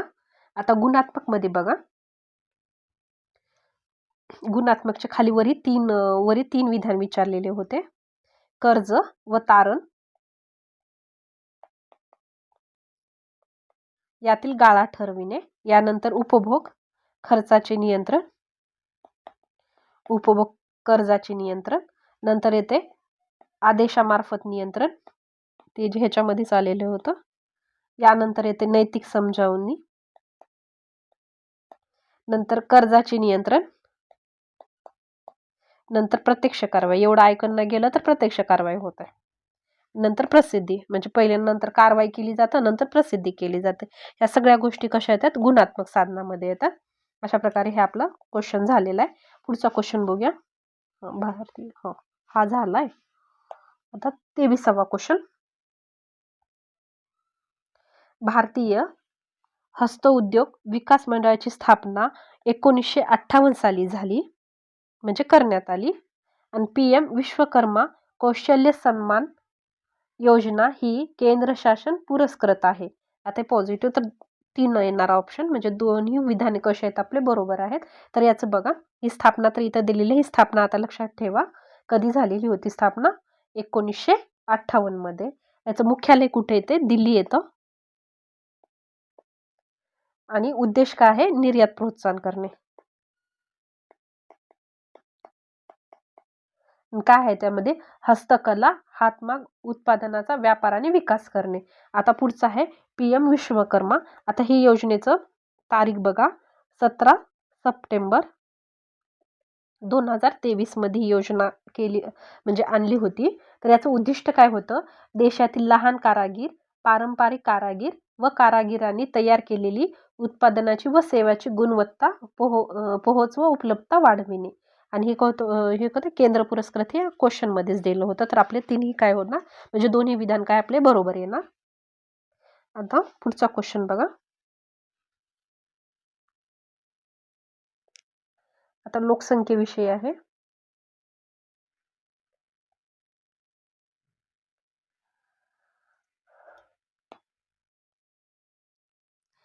भारतीय लोकसंख्येच्या अभ्यासात खालीलपैकी सतत बदलणारे 3 प्रमुख घटक कोणते आहेत ते आपल्याला बघायचं. याच्यामध्ये जन्मदर, माता मृत्यू दर आणि स्थलांतर. आता माता मृत्यू दर येणार नाही, मग पहिलं ऑप्शन कटलं. जन्मदर, मृत्यूदर हे चेंजेस होते. आणि अर्भक मृत्यूदर याच्यामध्ये हे येणार नाहीये. तर जन्मदर, मृत्यूदर आणि स्थलांतर हे चेंज होतं. सतत 3 घटक हे बदलत असतात. याच्यामध्ये माता आहे म्हणून चौथं पण विधान कटलं. याच्यामध्ये बघा, सर्वाधिक जन्मदर भारतामध्ये उत्तर प्रदेशमध्ये होते. तर सर्वात कमी म्हटलं तर गोवा. यानंतर 2011 नुसार CBR जो रेट आहे तो आहे 21.8%. भारतात एकूण जनन दर आहे, म्हणजे TFR ती आहे 2 म्हणजे हे जन्मदर 2.4. कुटुंब नियोजनाचे महत्त्व, शिक्षण, शहरीकरण, उच्च राहणीमान यामुळे विकसित देशात जन्मदर कमी आढळतो आता सध्याच्याला. आता पुढचा क्वेश्चन बघूया. आंतरराष्ट्रीय नाणेनिधी संबंधी आहे. आंतरराष्ट्रीय नाणेनिधी IMFच्या 2024 मध्ये नमूद केलेल्या माहितीनुसार जगातील उच्च 5 सर्वात मोठ्या अर्थव्यवस्था, सर्वात श्रीमंत देशाचा योग्य क्रम हे करा. आता तेव्हाचा करंट रिलेटेड क्वेश्चन होता हा. तर याच्यामध्ये बघा कोणते कोणते आहेत. अमेरिका, आता अमेरिका टॉपला राहते आपल्याला हे माहीत आहे, म्हणून जर्मनी हे ऑप्शन कटले. आता डायरेक्ट आपली भारत तर नाही, हे आपल्याला कन्फर्म वालं माहीत आहे. नंतर येतं चीन, जर्मनी, जपान आणि भारत. भारत ही आपली 5वी अर्थव्यवस्था आहे, म्हणून आपला आन्सर डायरेक्ट येतं ह्याच्यामधूनच, ऑप्शनमधूनच आपल्याला कळून जातं. तर याच्यामध्ये बघा, जे IMFनं 2024 मध्ये प्रकाशित केलेल्या आकडेवारीनुसार आपला 5वा रँक लागतो. पहिला आहे अमेरिका, दुसरा आहे चीन, नंतर आहे जर्मनी, जपान आणि भारत. आणि 2000 म्हणजे 26 मे 2025 मध्ये प्रकाशित केलेल्या आकडेवारीनुसार जगातील सर्वात 5 म्हटलं तर इथं आपलं काय आहे, आपलं स्थान सुधारलेलं आहे. तर यामध्ये आहे कधी 2025च्या पुढे, म्हणजे आत्ताच्या एक्झाम ओरिएंटल जर म्हटलं तर एक येतं USA, नंतर येते चायना, नंतर येतं जर्मनी आणि आपला भारताचा क्रमांक लागतो. आपण जपानला काय झालेलं आहे, मागं टाकलेलं आहे. नंतर येतो आपला जपान. आता पुढचा क्वेश्चन बघूया आपण. विजय केळकर समितीचा अहवाल हा डॅडाशी संबंधित आहे. तर आपल्याला माहित आहे विजय केळकर समिती कशाशी संबंधित आहे, अप्रत्यक्ष कर विषयक सुधारणा समितीविषयी आहे. तर यामध्ये बघूया त्यांच्याविषयी. ह्या जी विजय केळकर समितीची स्थापना झाली होती ती 2002 मध्ये झाली होती. या समितीचं नावच काय आहे, प्रत्यक्ष तसेच अप्रत्यक्ष, म्हणजे दोन्ही कर होते याच्यामध्ये, प्रत्यक्ष होतं अप्रत्यक्ष होता. पण आपल्याला ऑप्शनमध्ये फक्त अप्रत्यक्ष कर विचारला म्हणून आपण अप्रत्यक्ष टिक केला. तर एखाद्या वेळेस प्रत्यक्ष कराविषयी जर विचारलं तेव्हा आपण विजय केळकर समितीत म्हणजे तो टिक करू शकतो. प्रत्यक्ष तसेच अप्रत्यक्ष कराविषयीच कार्यगट होता हा. यामध्ये त्यांनी शिफारशी काय केल्या होत्या ते बघूया. महामंडळ कराचा दर कमी करणे, म्हणजे महामंडळाचा दर कमी करणे. पुन्हा आयकराची करमुक्त मर्यादा वाढवणे, आयकर इथं वाढ सांगितली आयकरामध्ये. आणि मॅट रद्द करणे, रद्द डायरेक्ट. इथं कमी जास्त तर सांगितलं, इथं काय डायरेक्ट कटच करा म्हणून सांगितलेलं आहे. आता पुढचा क्वेश्चन बघूया आपण. मानवी विकास अहवालाविषयी आहे. डायडासमध्ये मानवी गरिबी निर्देशांकाच्या जागी बहुआयामी दारिद्र्य निर्देशकाची संकल्पना मांडण्यात आली. तर याचा आन्सर येतो आपल्याला डायरेक्ट माहित आहे, मानवी विकास अहवाल 2010. इथं 97 मध्ये कन्फ्यूज होऊ नका, 2010 ची जागा घेतली होती. तर यामध्ये आपण याचं डिटेल्स बघूया.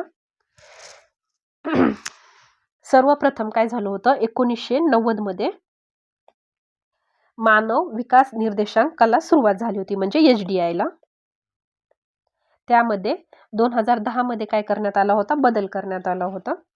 1995 ला जेंडर एम्पॉवरमेंट मेजर्स म्हणजे GEM व जेंडर रिलेटेड डेव्हलपमेंट इंडेक्स म्हणजे GDI हे 2 निर्देशांक सुरू केले होते. कधी सुरू केले होते, 1995 ला.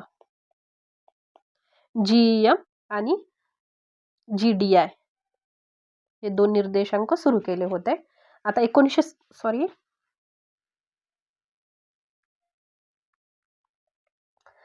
1997 ला म्हणजे हे इथं काय झालं होतं, ही जी HPI आहे त्या जागी MPI ची सुरुवात केली होती, म्हणजे MPI ची जी 2010 मध्ये होते. आता 10 मध्ये 3 निर्देशांक सुरू झाले होते. एक तर होतं IH म्हणजे नेक्स्ट पुढच्या क्वेश्चनला येऊ शकेल की पुढच्या वर्षी IHDI 2010 मध्ये सुरू झाला होता. यानंतर GII आणि MPI हे 3 निर्देशांक 2010 ला सुरू झाले होते. एवढं लक्षात ठेवा. IHDI, GII आणि MPI हे 3 निर्देशांक झाले होते सुरू. आणि 2014 ला GDI हा निर्देशांक सुरू झाला होता. आता पुढचा क्वेश्चन बघूया. आता सध्याच्या म्हणजे 2025 ला सध्याच्याला कोणते कोणते निर्देशांक काढले जातात, हे करंटशी रिलेटेड मुद्दा आहे.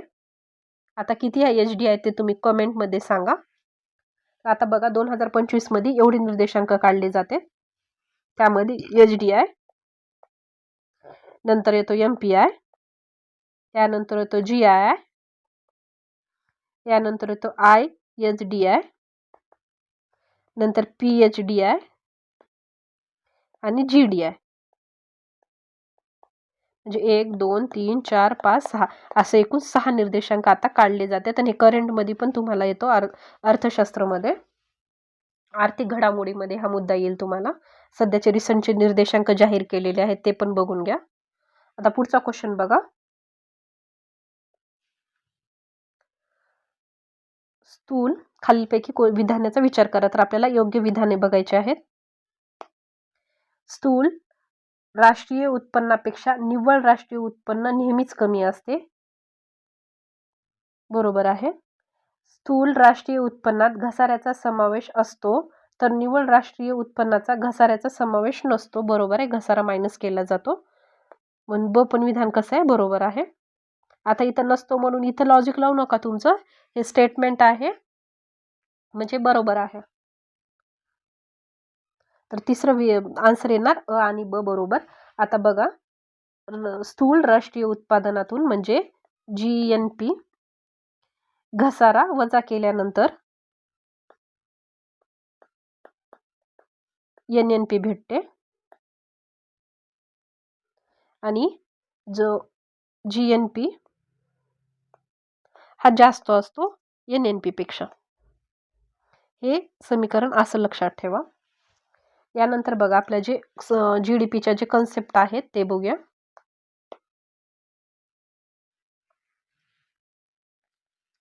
आता येतो वैयक्तिक उत्पन्न.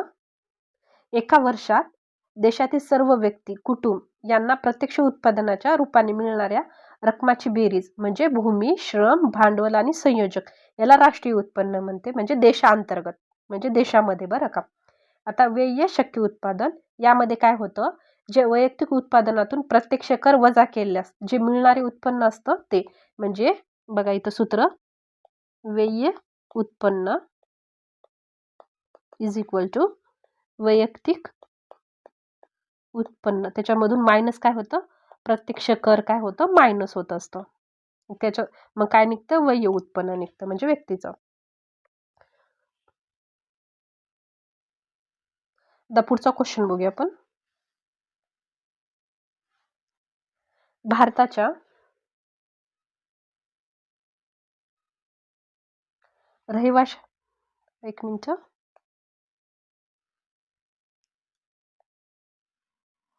2023 ते 2024च्या अर्थसंकल्पाबाबत खालीलपैकी कोणते विधाने बरोबर. तर आपल्याला इथं बरोबर विधाने विचारलेले आहेत. तर पहिलं विधान आहे भरड धान्यश्री अन्न या नावाने सन्मानित करण्यात आले आहे. पहिले विधान बरोबर आहे. किसान क्रेडिट कार्ड सुविधा वाढवण्यासाठी रुपये 23,000 कोटीची तरतूद करण्यात आली, हे पण बरोबर आहे. राष्ट्रीय पशुधन मिशन करता 1,000 कोटीची तरतूद करण्यात आली, हे विधान चुकीचं आहे. तर आपला आन्सर येणार 2 नंबर. पुढचा क्वेश्चन बघूया आपण. भारतीय रहिवाशासाठी खालीलपैकी कोणते परवानगी असलेले विदेशी चलन व्यवहार इलेक्ट्रॉनिक पद्धतीने पार पाडण्यासाठीचे अधिकृत व्यासपीठ नाही. इथं नाही विचारलेलं आहे. तर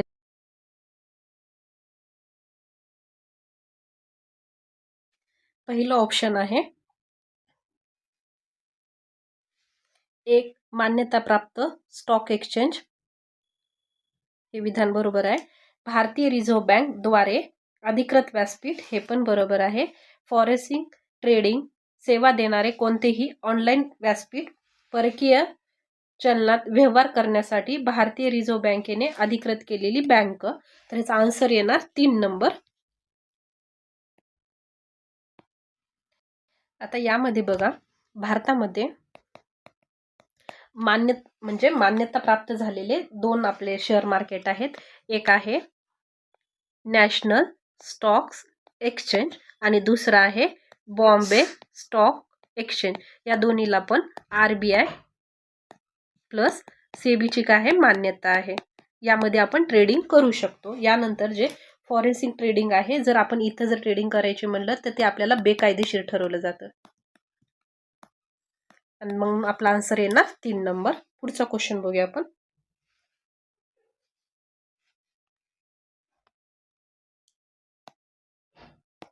भारतीय राष्ट्रीय कृषी सहकारी विपणन संस्थेचे मुख्य उद्दिष्ट कोणते आहे. त्याच्यामध्ये आपल्याला मुख्य उद्दिष्ट शोधायचे.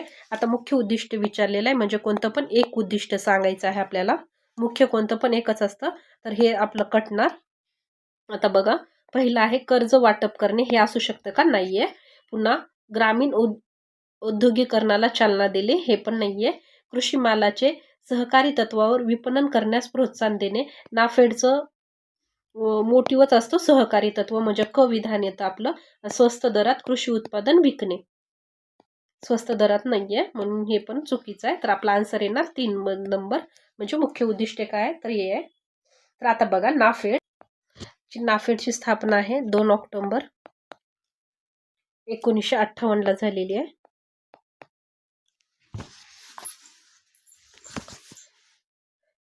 त्याचं मुख्यालय आहे नवी दिल्ली. आता ही कशी आहे, शेतीतली सर्वात शिखर संस्था म्हणून ओळखली जाते. महाराष्ट्रामध्ये पण आहे. महाराष्ट्रामध्ये आहे महाराष्ट्र राज्य सहकारी पणन महासंघ, अशी महाराष्ट्रातल्या याचं नाव आहे.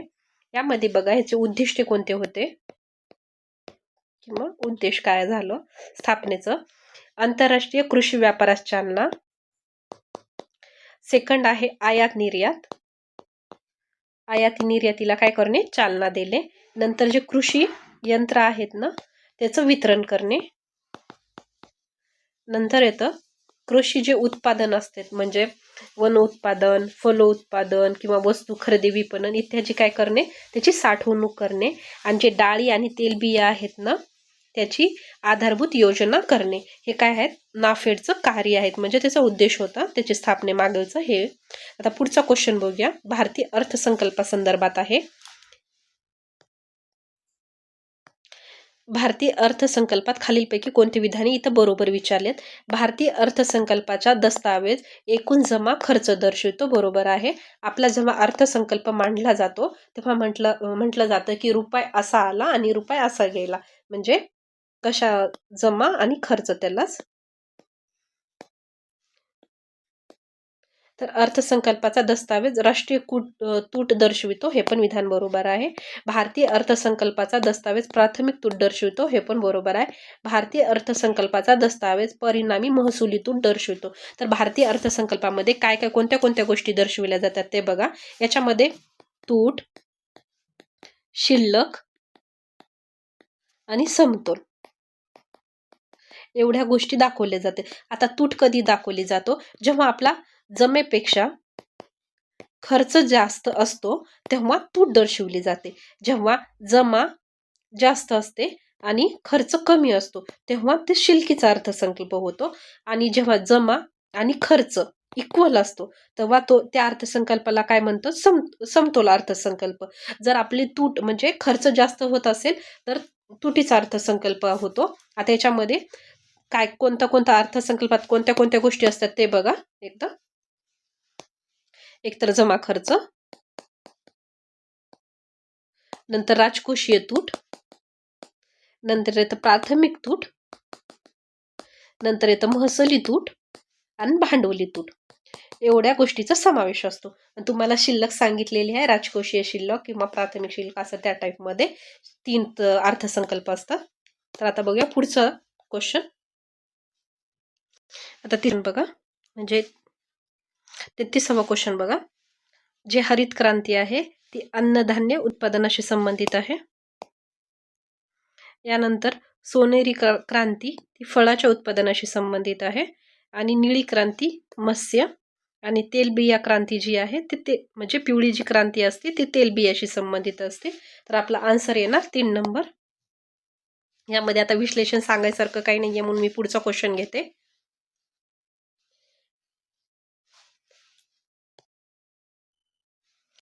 भारतीय संविधानातील अनुच्छेद डॅडॅसमध्ये केंद्रीय अर्थसंकल्पाची परिभाषा केलेली आहे. तर याचा आन्सर येतं 112 मध्ये केंद्रीय अर्थसंकल्पाची व्याख्या केलेली आहे. तर याच्या आता आपण बघूया जे अर्थसंकल्पाशी रिलेटेड राज्य आणि केंद्राचे जे कलम आहेत ते बघूया आपण. जे धनविधेयकाची पद्धत आहे, म्हणजे धनविधेयकाची पद्धत ते केंद्रामध्ये 109 आणि राज्यामध्ये 198 अंतर्गत आहे. 109 आणि 198 हे लक्षात ठेवा. 109 आणि 198. राज्य म्हटलं तर 98 आणि केंद्र म्हटलं तर 109. जे धनविधेयकाची व्याख्या आहे, व्याख्या 110 मध्ये दिलेली आहे केंद्राची. म्हणजे एका बाजून आपण केंद्र करूया आणि एका बाजूनं राज्य करूया, म्हणजे प्रत्येक वेळेस लिहायची गरज लागणार नाही. आता इथं घेऊया केंद्राला सेंट्रल आणि इथं स्टेट. तर 109 मध्ये काय म्हटलेलं आहे तुम्हाला की पद्धत सांगितलेली आहे. आणि राज्यामध्ये 198 ला 110 मध्ये इथं व्याख्या सांगितलेली आहे. इथं किती मध्ये सांगितलेली आहे 199 मध्ये, म्हणजे पुढचंच कलम. आता अर्थसंकल्प जर म्हटलं तर इथं 112 मध्ये सांगितलेलं आहे आणि तिथं 202 मध्ये. यानंतर विनियोजित विधेयक जे आहेत ते 114 मध्ये सांगितलेलं आहे आणि इथे 204 मध्ये सांगितलं. इथं अतिरिक्त जे अनुदाने आहेत, अतिरिक्त पूरक जे अनुदान आहेत 115 मध्ये सांगितलेत आणि तिकडे 205 मध्ये. जे अपवादात्मक लेखानुदाने आहेत, अपवादात्मक, तर ती 206 मध्ये आणि इकडे सांगितले 116 मध्ये. अशा प्रकारे जेवढे अनुच्छेद आहेत केंद्रीय अर्थसंकल्पाशी रिलेटेड तेवढे अनुच्छेद म्हणजे कलमा तुम्हाला मी सांगितलेले आहेत. एक हे जे तुम्ही पेपर आहे त्याच्या आजूबाजूला कुठेतरी लिहून घ्या. आता पुढचा क्वेश्चन आहे बघा, 35वा क्वेश्चन बघा.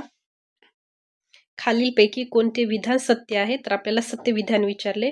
स्थूल देशांतर्गत उत्पादनामध्ये नागरिकांनी देशाबाहेर कमावलेले उत्पन्न समाविष्ट नसते. सेकंड विधान बघा, स्थूल देशांतर्गत उत्पादनामध्ये नागरिकांनी देशाबाहेर कमावलेले उत्पन्न समाविष्ट असते. तर आपल्याला GDP ही कन्सेप्ट विचारलेली आहे इनडायरेक्टली.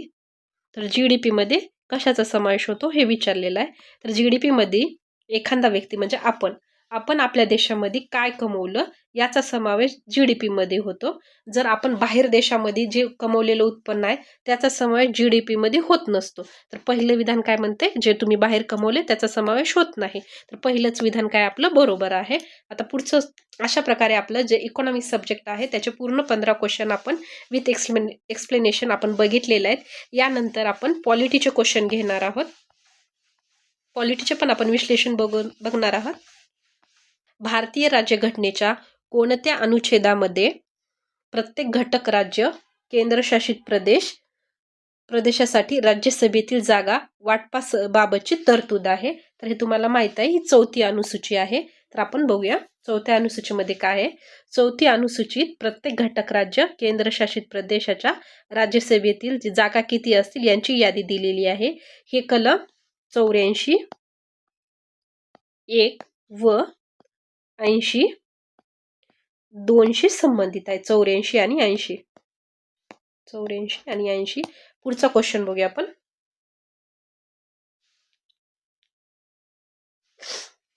कोणती घटना दुरुस्ती अन्वये ग्रामसभेला संवैधानिक दर्जा भेटलाय. आता ग्रामसभा जर म्हटलं तर 73 आहे आणि जर नगरपालिका पुन्हा नागरी जर म्हटलं तर 74 आहे. तर आपण बघूया हे घटना दुरुस्ती कायदा कधीचा आहे. 1992चा कायदा आहे. हे विधेयक बघा, याची अंमलबजावणी कधी झाली आहे. 24 एप्रिल 1993. जर कायदा विचारलं तर 92चा आहे. जर अंमलबजावणी विचारली तर 93ची आहे. एवढं लक्षात ठेवा, इथं एक्झाम मध्ये कन्फ्यूज होतं. याच्यामध्ये कोणत्या कलमाचा समावेश करण्यात आला. 243 ते 243 ओ पर्यंत. हे ओ लक्षात ठेवा, म्हणजे इथं याच्यामध्ये पूर्ण ग्रामसभेशी कलम येते ओ पर्यंत. आता पुढचा क्वेश्चन बघूया. एकदा मी पूर्ण ते जे कलम आहेत 1 पासून म्हणजे ए पासून कोणते कोणते कलम आहेत त्याचं एकदा सांगून घेते, म्हणजे डबल आपल्याला बघायची गरज लागणार नाहीये. तर बाजूला जर कुठं लिहिता आलं तर बघूया. आता ए मध्ये काय आहे. ए मध्ये ग्रामसभा आहे, म्हणजे ग्रामसभेची तरतूद आहे. यानंतर बी मध्ये पंचायतीची स्थापना आहे, म्हणजे डायरेक्ट आपण स्थापना शॉर्टकट मध्ये लिहूया. सी मध्ये रचना आहे, कन्स्ट्रक्शन लक्षात असं ठेवा. पुन्हा डी मध्ये आरक्षण आहे, आरक्षण. ई मध्ये कालावधी आहे, इयरली कालावधी असं. एफ मध्ये अपात्रता, फेल झाला, अपात्र झाला तो. फेल झालं का माणूस कुठं पण अपात्रच होतो. पुन्हा जी मध्ये जी जबाबदाऱ्या करा.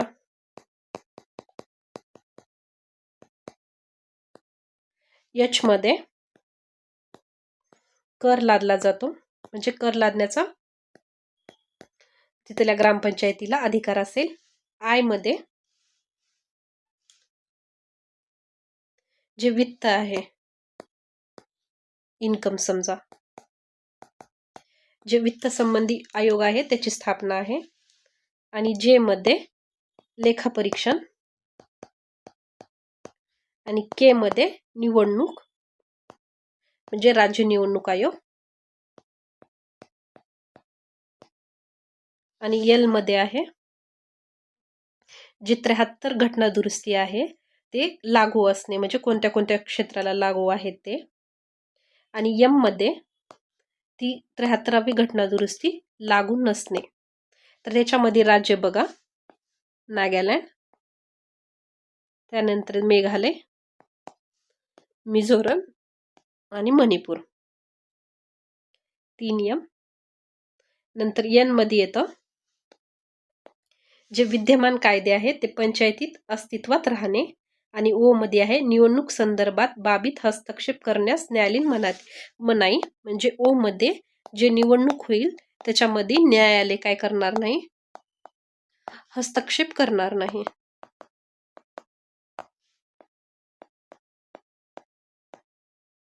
अशा प्रकारे आपले 73वे घटना दुरुस्तीचे सुरुवातीपासूनचे पूर्ण कलम बघितलेले आहेत. पुढचा क्वेश्चन घेऊया आपण, जे संसदेबद्दलचा आहे. भारतीय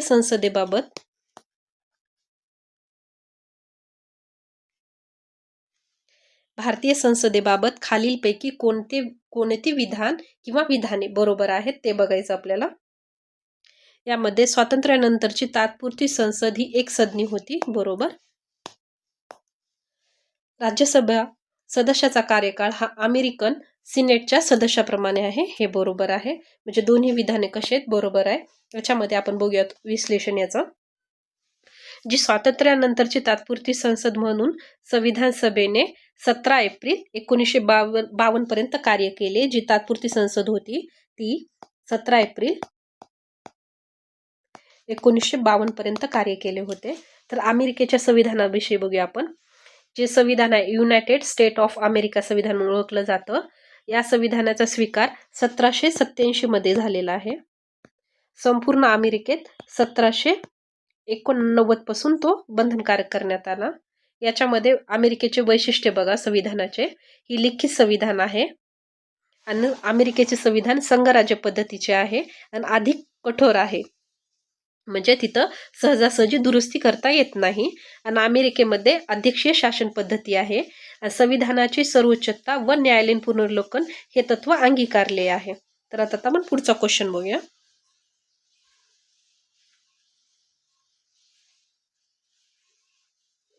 राज्यघटनेतील कोणत्या अनुच्छेदात पंचायत राज्याशी संबंधित असलेला जिल्हा पंचायत, ग्रामसभा, मध्यम स्तर गाव इत्यादी शब्दाच्या व्याख्या दिलेल्या आहेत?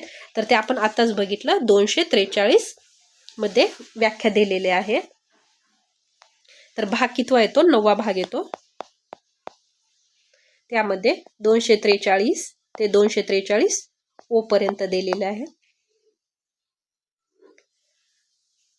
243 मध्ये पंचायत राजशी संबंधित असलेली जिल्हा पंचायत, ग्रामसभा, मध्यमस्तर इत्यादीच्या व्याख्या दिलेल्या आहेत. आता पुढचा क्वेश्चन बघूया आपण.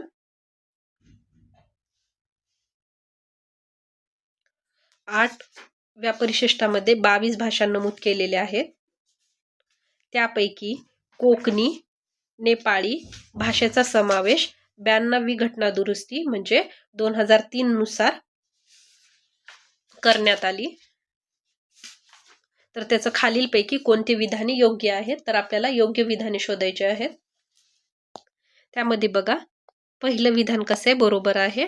दुसरं विधान काय चुकलेलं आहे. तर आपला आन्सर येणार 1 नंबर. तर आपण बघूया 1 नंबर कसं आलं ते.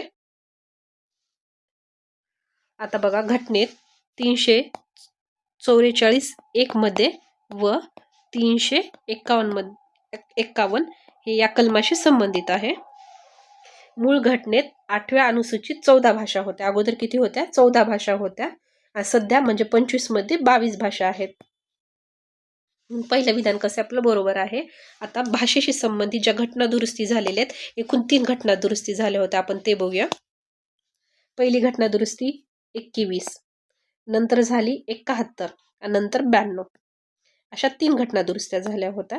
आता 3 घटना दुरुस्ती कोणत्या भाषेशी संबंधित आहेत ते बघूया. जी पहिली घटना दुरुस्ती झाली होती 21वी, ती 1967 मध्ये झाली होती. ती फक्त एकच भाषाशी संबंधित होते, ती भाषा होती सिंधी. 21 मध्ये एक भाषा होती सिंधी. दुसरी जी घटना दुरुस्ती होती ती 71 मध्ये झाली आणि ती कधी 1992 मध्ये झाली होती. आणि 3 होती कोकणी, नंतर नेपाळी आणि नंतर मणिपुरी, म्हणजे KNM किंवा NM.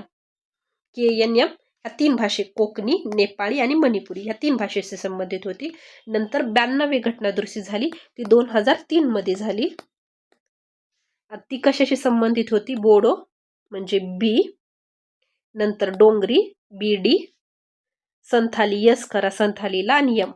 आता BDS एवढं लक्षात ठेवा आणि पुढे M लावा. म्हणजे ह्या 3 भाषे संबंधित होती 92वी. आणि इथं कोणती दिली होती? कोकणी आणि नेपाळी दिली होती, म्हणून हे काय झालेलं आहे? चुकलंय. तर ही कितवी होती घटनादुरुस्ती? 71वी होती. इथं कितवी दिली ती? 92 दिली होती, पण ती 71वी होती आणि 1992ला करण्यात आली होती. आणि जे 92वी घटनादुरुस्तीमध्ये कोणत्या होत्या? 4 होत्या भाषा. BDSM ती 2003 मध्ये झाली होती. म्हणजे हे विधान इथून एवढं वेगळं होतं आणि इथून वेगळं, म्हणजे 2 ह्याचं कॉम्बिनेशन केलं. तर हे होती 71वी घटनादुरुस्तीने विचारलं होतं 92, म्हणजे ह्याचं त्याचं ह्याला केलं होतं. तर आन्सर येणार आपला 1 नंबर. पुढचं क्वेश्चन बघा. आता ग्रामपंचायती संघटना विषय आहे. ग्रामपंचायतीचे संघटन हा विषय भारतीय राज्यघटनेच्या डॅश अनुच्छेदात येतो, तर तो येतो अनुच्छेद 40 मध्ये. अनुच्छेद 40 हा कशामध्ये येतो? मार्गदर्शक तत्वामध्ये येतो. तो भाग कितवा आहे? 4थ्यामध्ये. पुढचा क्वेश्चन बघूया आपण. त्याच्यामध्ये सांगायसारखं काही नाहीये. आता मुन्शी आयगार सूत्र कशाशी संबंधित आहे ते बघायचंय. तर हे भाषा समस्येशी संबंधित होतं.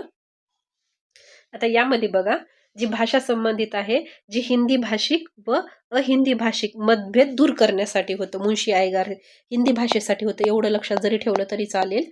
हिंदी भाषा ही केंद्र सरकारची अधिकृत भाषा म्हणून स्वीकारली जाईल आणि राज्यांना त्यांच्या कारभारासाठी प्रादेशिक भाषा वापरण्याची मुभा असेल. म्हणजे एकंदरीत हिंदी भाषेविषयी भांडण मिटवण्यासाठी होती, असं लक्षात ठेवा. आता पुढचा क्वेश्चन बघा. भारतीय संविधानातील खालील अनुच्छेदानुसार निर्वाचन आयोगाची तरतूद आहे. म्हणजे आपले ते निवडणूक आयोगाची तरतूद विचारलेली आहे.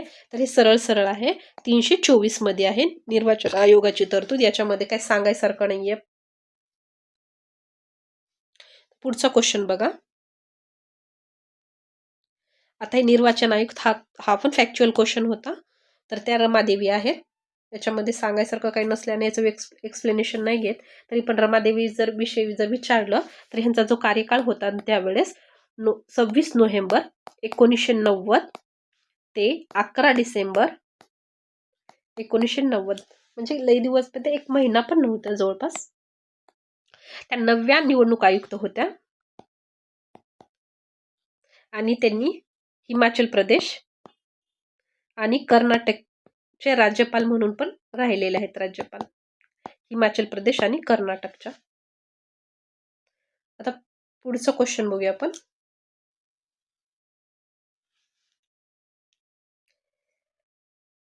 भारतीय राज्यघटनेतील कोणते अनुच्छेद राज्य विधिमंडळाशी संबंधित आहे हे विचारलेलं आहे आपल्याला. तर यामधलं बघा, जे 168 आहे ना, ते राज्य विधिमंडळाशी काय संबंधित आहे. तर याच्यामध्ये आपण जे राज्य विधिमंडळाशी संबंधित जे आर्टिकल आहेत ते एकदा बघूया. इथं भेटेल. तर 168 आहे राज्य विधिमंडळाचा, तुम्हाला माहित आहे. आता क्वेश्चन मध्येच विचारले 168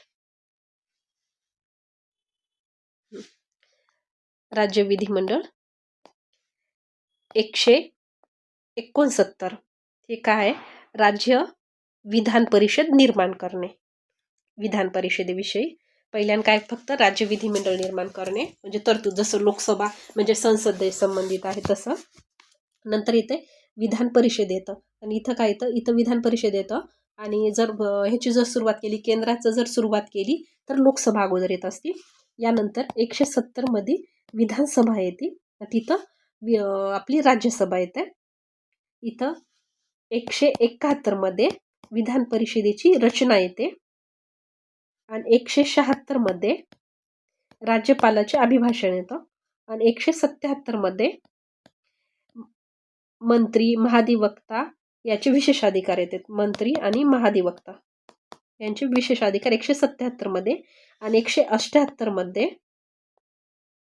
जे विधानसभा अध्यक्ष उपाध्यक्ष यांची नेमणूक येतं. आणि 82 मध्ये जे विधान परिषदेचे अध्यक्ष किंवा सभापती उपसभापती यांच्याविषयी येतं.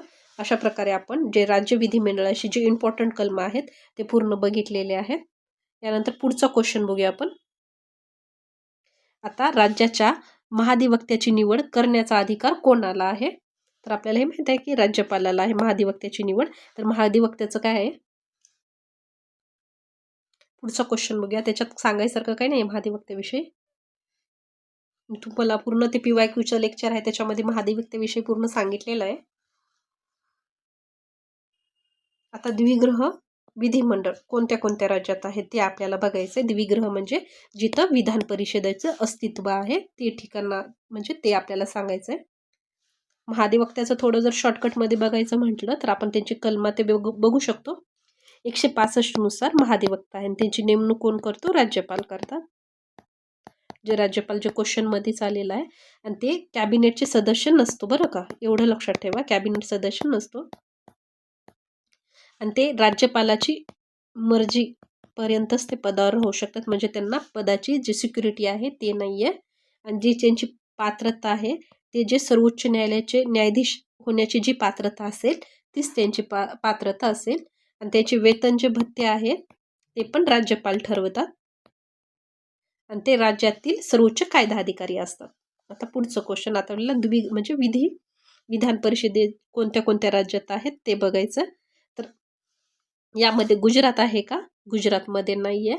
म्हणून पहिलं विधान कसं आहे आपलं कटलेलं आहे.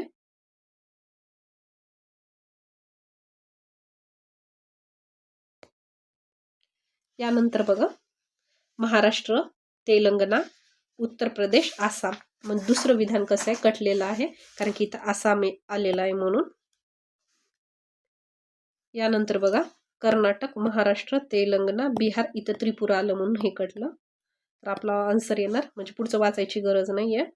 इथं कर्नाटकमध्ये आहे तर आन्सर येणार 4 नंबरचं. आता याच्यामध्ये सांगायसारखं नाही आहे. आता एक सांगायसारखं काय एकूण 6 राज्यामध्ये आहे.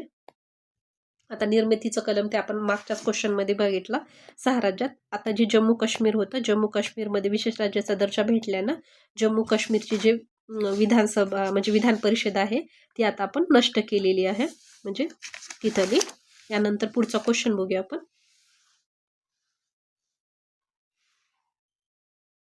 अनुच्छेद 154 प्रमाणे घटनेने राज्याचे सर्व अधिकार, अरे हे सांगायचं राहिलं, जे विधान परिषद आहे ती संसद साध्या बहुमताने नष्ट करते आणि त्यासाठी जी आता समजा जम्मू काश्मीरची विधानसभा आहे इथल्या विधानसभेने विशेष बहुमताने ठराव पास करून संसदेकडे पाठवायचा आणि संसद नंतर ते ठराव साध्या बहुमताने पारित करून त्या राज्याची विधान परिषद काय करते? नष्ट करते. अशा पद्धतीने जम्मू काश्मीरची नष्ट झालेली आहे. आता पुढचा क्वेश्चन बघायचा आपल्याला. घटनेत अनुच्छेद 154 प्रमाणे घटनेने राज्याचे सर्व अधिकार कोणाकडे सोपवलेले आहेत? तर 154 प्रमाणे विचारलं असता तर ते राज्यपालाकडे येतं. तर राज्यपालाविषयी आपण इम्पॉर्टंट जे कलम आहेत ते बघूया. आता 153 मध्ये राज्यासाठी एक राज्यपाल असेल ही तरतूद आहे. हे तर सर्वांना माहीत आहे. राज्यपालाविषयी तरतूद आहे. आणि 54 मध्ये काय त्यांचे अधिकार देईल म्हणजे 54 मध्ये हे सांगितले आपल्याला आन्सरमध्येच दिले कार्यकारी अधिकार सोपवलेले आहेत त्यांच्याकडे. एकंदरीत अधिकार करूया आपण. नंतर 55 मध्ये त्यांची नेमणूक राष्ट्रपतीकडून केली जाते. इथं नेमणूक धरा. 56 मध्ये म्हणजे 57 घ्या 56 तेवढं काही इम्पॉर्टंट. 56 मध्ये त्यांचा पदावधी आहे. 57 मध्ये पात्रता. 58 मध्ये जे शर्ती आहेत ते आहेत. 59 मध्ये शपथ आहे आणि राष्ट्रपतीची 60 मध्ये आहे. एवढं लक्षात ठेवा.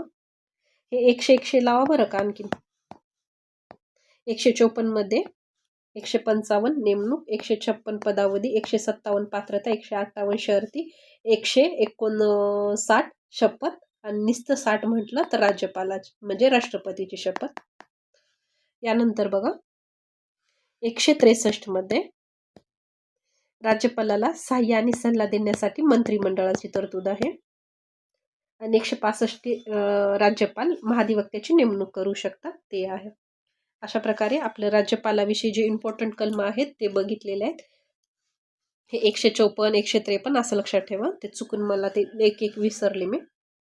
आता पुढचा क्वेश्चन बघूया आपण. आता जिल्हा न्यायाधीशाची नियुक्ती डॅडॅशद्वारे होते तर ती राज्याचे राज्यपाल करतात. तर यासारखं सांगायसारखं काय आहे, जे उच्च न्यायालयांना अधीनस्थ न्यायालय असेही म्हणतात.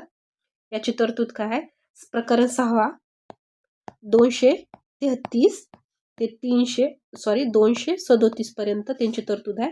33 पासून 37 पर्यंत जिल्हा न्यायालयाची म्हणजे त्यांची नेमणूक, पदस्थान स्थापना आणि पदोन्नती हे सर्व राज्यपालामार्फतच होते. आणि पण राज्यपाल ते स्वतः डिसिजन नाही घेऊ शकत. त्याच्यासाठी त्यांना उच्च न्यायालयाच्या मुख्य न्यायाधीशाची म्हणजे सल्लामसलत करूनच ते डिसिजन घेतात. आणि 235 नुसार जे कनिष्ठ न्यायालयावर उच्च न्यायालयांचे नियंत्रण असते. आणि जे जिल्हा सत्र न्यायालय प्रारंभिक आणि अपिलाचे अधिकार क्षेत्र असलेले न्यायालय असतो.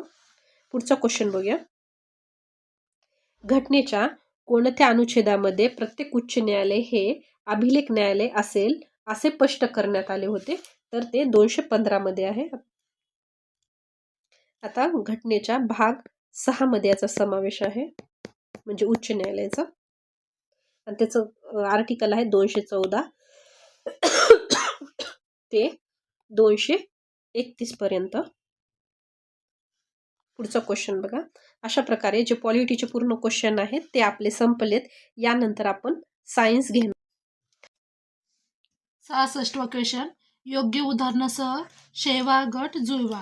हिरवे शैवाल स्पायरोगायरा, तपकिरी शैवाल येतं सर्गॅसम, लाल शैवालचं उदाहरण पॉलिसायफोनियम आणि पिवळ्या शैवालचं उदाहरण बॉट्रेडियम. तर आता आपण अजून हिरवे शैवालचे उदाहरण बघूया. हिरवे शैवाल त्याला म्हणतात क्लोरोफायसी. याचं एक महत्वाचं आहे, कारण आता एक्झामला क्वेश्चन आला होता म्हणून. तर क्लोरोफायसी गोडे आणि खारे पाण्यामध्ये आढळतात. तर क्लोरोफायसीचे उदाहरण आहेत कारा, स्पायरोगायरा, होलवॉक्स, इलोथ्रिक्स आणि क्लेमॅडोमोनस. हे क्लेमॅडोमोनसचा क्वेश्चन कंबाईन 2023ला आलेला होता. आता दुसरं आहे आपलं रोडोफायसी रेड अल्गी. तर रेड अल्गीचे उदाहरण आहे ग्लॅसिलेरिया, पॉरिफायरा, झेलेडियम, कॉन्ड्रास आणि पॉलिसायफोनिया. फिओफायसीलाच ब्राऊन अल्गी म्हणतात. त्याचे उदाहरण इक्टोकार्पस, डायकोटा, लॅमिनेरिया, फ्युकस आणि सर्गॅसम. झॅन्थोफायसी म्हणजे येलो अल्गी. पिवळ्या हिरव्या शैवालांचा गट असतो. उदाहरण बॉट्रिडियम. हे पिवळ्या हिरवे शैवाल म्हणजे कोणते? तर झॅन्थोफायसी. 2018ला क्वेश्चन आलेला आहे. तर आता आपण नेक्स्ट क्वेश्चन बघूया. नेक्स्ट क्वेश्चन आहे 67 नंबरचा. तर खालीलपैकी कोणाला फळ पिकवणारे संप्रेरक असे म्हणतात? तर कोणते आहेत फळ पिकवणारे संप्रेरक? फळ पिकवणारे संप्रेरक आहे इथिलीन. इथिलीन हे फळ पिकवणारे संप्रेरक. आता आपण दुसऱ्या 4 ऑप्शनचं सविस्तर स्पष्टीकरण बघूया. ऑक्झिन हे कॅटलिस्ट नसतात. 2,4-D कृत्रिम ऑक्झिन हे एकदलीय पिके असणाऱ्या शेतातील द्विदल तण नाहीसे करण्यासाठी वापरतात. ऑक्झिन एवढं काही जे इम्पॉर्टंट आहे तेच सांगतो तुम्हाला. उपयोग काय ऑक्झिनचे? तर इम्पॉर्टंट आहे बरं का उपयोग. तर हे चांगले लक्षात पाठ करूनच ठेवा. उपयोग: वनस्पतींची वाढ नियंत्रित करतो. ऑक्झिन हे वनस्पतींची वाढ नियंत्रित करतो. वनस्पतींच्या टोकावर त्याची निर्मिती होते. तर ऑक्झिनची निर्मिती जास्त करून कुठं? म्हणजे शेंडा असतो ना, वनस्पतीच्या टोकावर त्याची निर्मिती होते. पानांचे विलगीकरण रोखते आणि ऑक्झिन हे लांबी वाढवण्यास जबाबदार असते. जसं की आपलं ते द्राक्ष, लांब द्राक्ष येतात. मग ते कशामुळे येतात? ते लांब द्राक्ष ऑक्झिनमुळे ते लांब द्राक्ष त्याची लांबी वाढवण्यास मदत होते. सेकंड बघू आता आपण जिब्रलिन. तर याचं जस्ट लक्षात ठेवा, याचा शोध जपानमध्ये लागला. आणि जिब्रेलिन ॲसिडचे GA2 अल्सेट्रा 100पेक्षा अधिक प्रकार आहेत. म्हणजे जिब्रेलिन ॲसिडचे 100पेक्षा अधिक प्रकार आहे. याचा जिब्रेलिनचा वापर कशामध्ये होतो? म्हणजे ऊसाच्या खोडाची लांबी व उत्पादन वाढवण्यात होतो. म्हणजे लक्षात ठेवा की ऑक्झिनचा शेंडा म्हणजे ऑक्झिन हे वनस्पतीच्या टोकावरची उंची वाढवतो, म्हणजे त्याची तिथं निर्मिती होती. आणि जिब्रेलिनची निर्मिती मध्यभागी, झाडाच्या मध्यभागी, म्हणजे ऊसाच्या खोडाची लांबी व उत्पादन वाढवण्यात होते. उपयोग काय? आता जिब्रेलिनचा वाढीसाठी आवश्यक असतं. जिब्रेलिन फुले येण्यास मदत करतं. बीज अंकुरण्यास हे जबाबदार असतं. आणि फळांचा आकार वाढवतात. तागाच्या धाग्यांची लांबी ह्यामुळेच वाढते. झालं, जिब्रेलिन झालं. आता बघूया आपण सायटोकायनिन. सायटोकायनिन हे नैसर्गिक सायटोकायनिन झिटॅनिन वनस्पतीतून मिळते आणि कायनेटिन हेरिंग माशातून भेटतं. आणि एक कृत्रिम सायटोकायनिन पण लक्षात ठेवा, थायडायझायरॉन. कृत्रिम सायटोकायनिन कोणतं आहे? थायडायझायरॉन. आता सायटोकायनिनचे उपयोग ऑक्झिन सोबत काम करते. मोस्ट इम्पॉर्टंट, सायटोकायनिन हे ऑक्झिन सोबत काम करते आणि सायटोकायनिन पेशी विभाजनासाठी आवश्यक असतात. RNA व प्रथिने निर्मितीस मदत करते आणि मेन म्हणजे सर्वात महत्त्वाचं, हे वनस्पतीचे वाढधक्के वाढवतात. फोर्थ बघू आता ॲब्सिसिक ॲसिड. ॲब्सिसिक ॲसिडला ABA पण म्हणतात. ॲब्सिसिक ॲसिड ही वनस्पतीत नैसर्गिकरित्या आढळते. तर कोणते वनस्पतीत नैसर्गिकरित्या आढळते? तर ॲब्सिसिक ॲसिड हे वनस्पतीत नैसर्गिकरित्या आढळते. ॲब्सिसिक ॲसिडचा उपयोग काय आहे? वाढ प्रतिरोधक संप्रेरक म्हणून याचा उपयोग करतो, कारण हे वाढ खुंटवतात. म्हणजेच हे जिब्रेलिनच्या विरुद्ध काम करतं, म्हणून याला अँटी जिब्रेलिक सुद्धा म्हणतात. उपयोग अजून हे पानगळती जबाबदार असतात, पाने पिवळी पडतात आणि ॲब्सिसिक ॲसिडला स्ट्रेस हॉर्मोन असेही म्हणतात. आता आपले आलं इथिलीन. इथिलीन हे केवळ एकच वायुरूप गॅसेस संप्रेरक आहे. आता नेक्स्ट प्रेडिक्शन म्हणजे क्वेश्चन येऊ शकतो का असं एकमेव गॅसेस वायुरूप संप्रेरक कोणतं आहे? तर इथिलीन हे एकमेव वायुरूप गॅसेस संप्रेरक आहे. आत्ताच बघितलं आपण, क्वेश्चनच पाहिलाय. हे फळे पिकवण्यास वापरले जाते.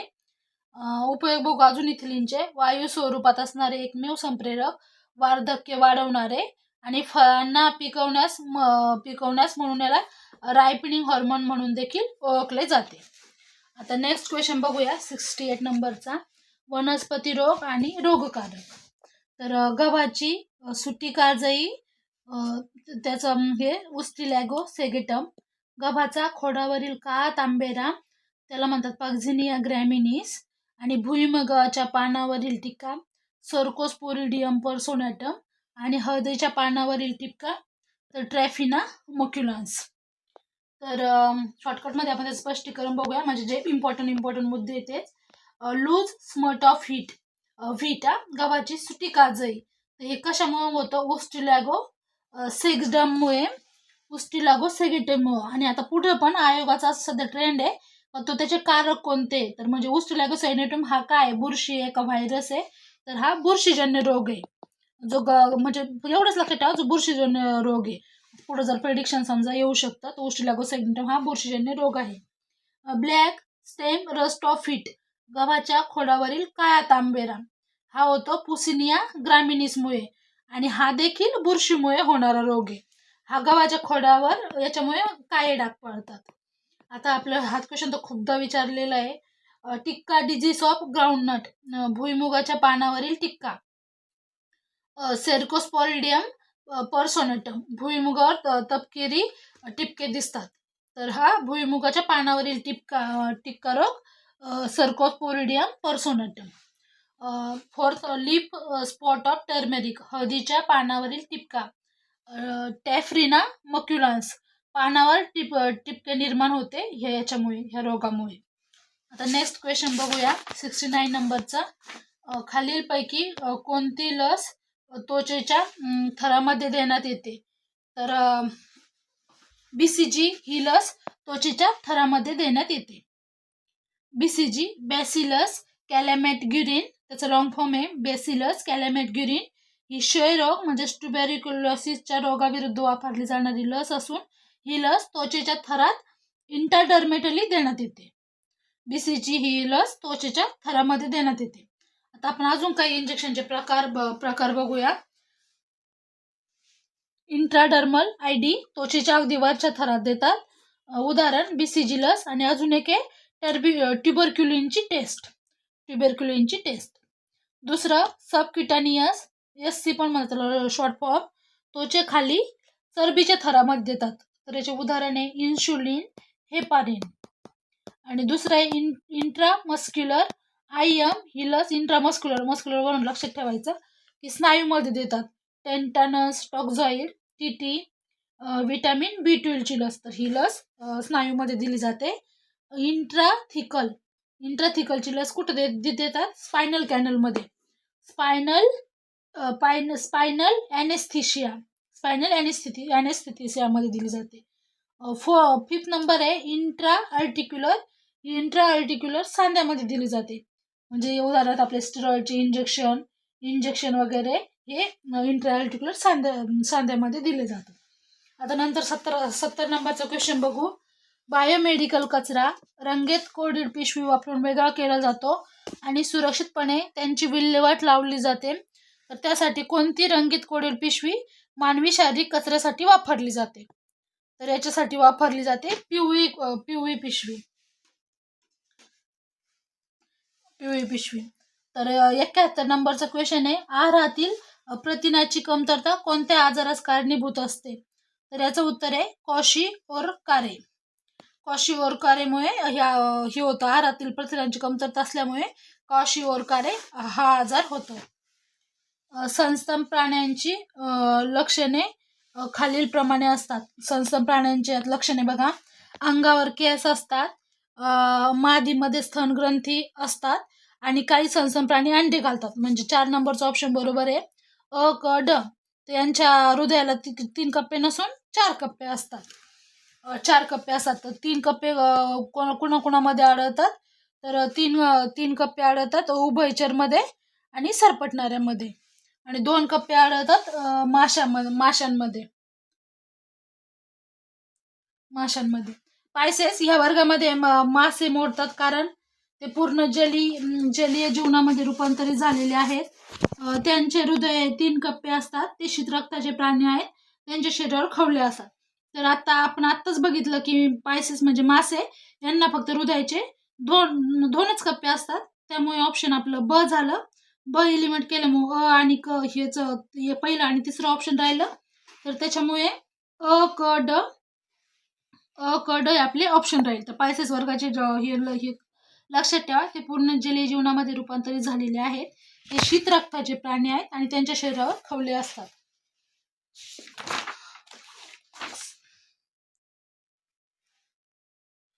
आणि पायसेस हृदयाला कप्पे 3 म्हणजे उभयचराला आपल्या 3 कप्पे असतात.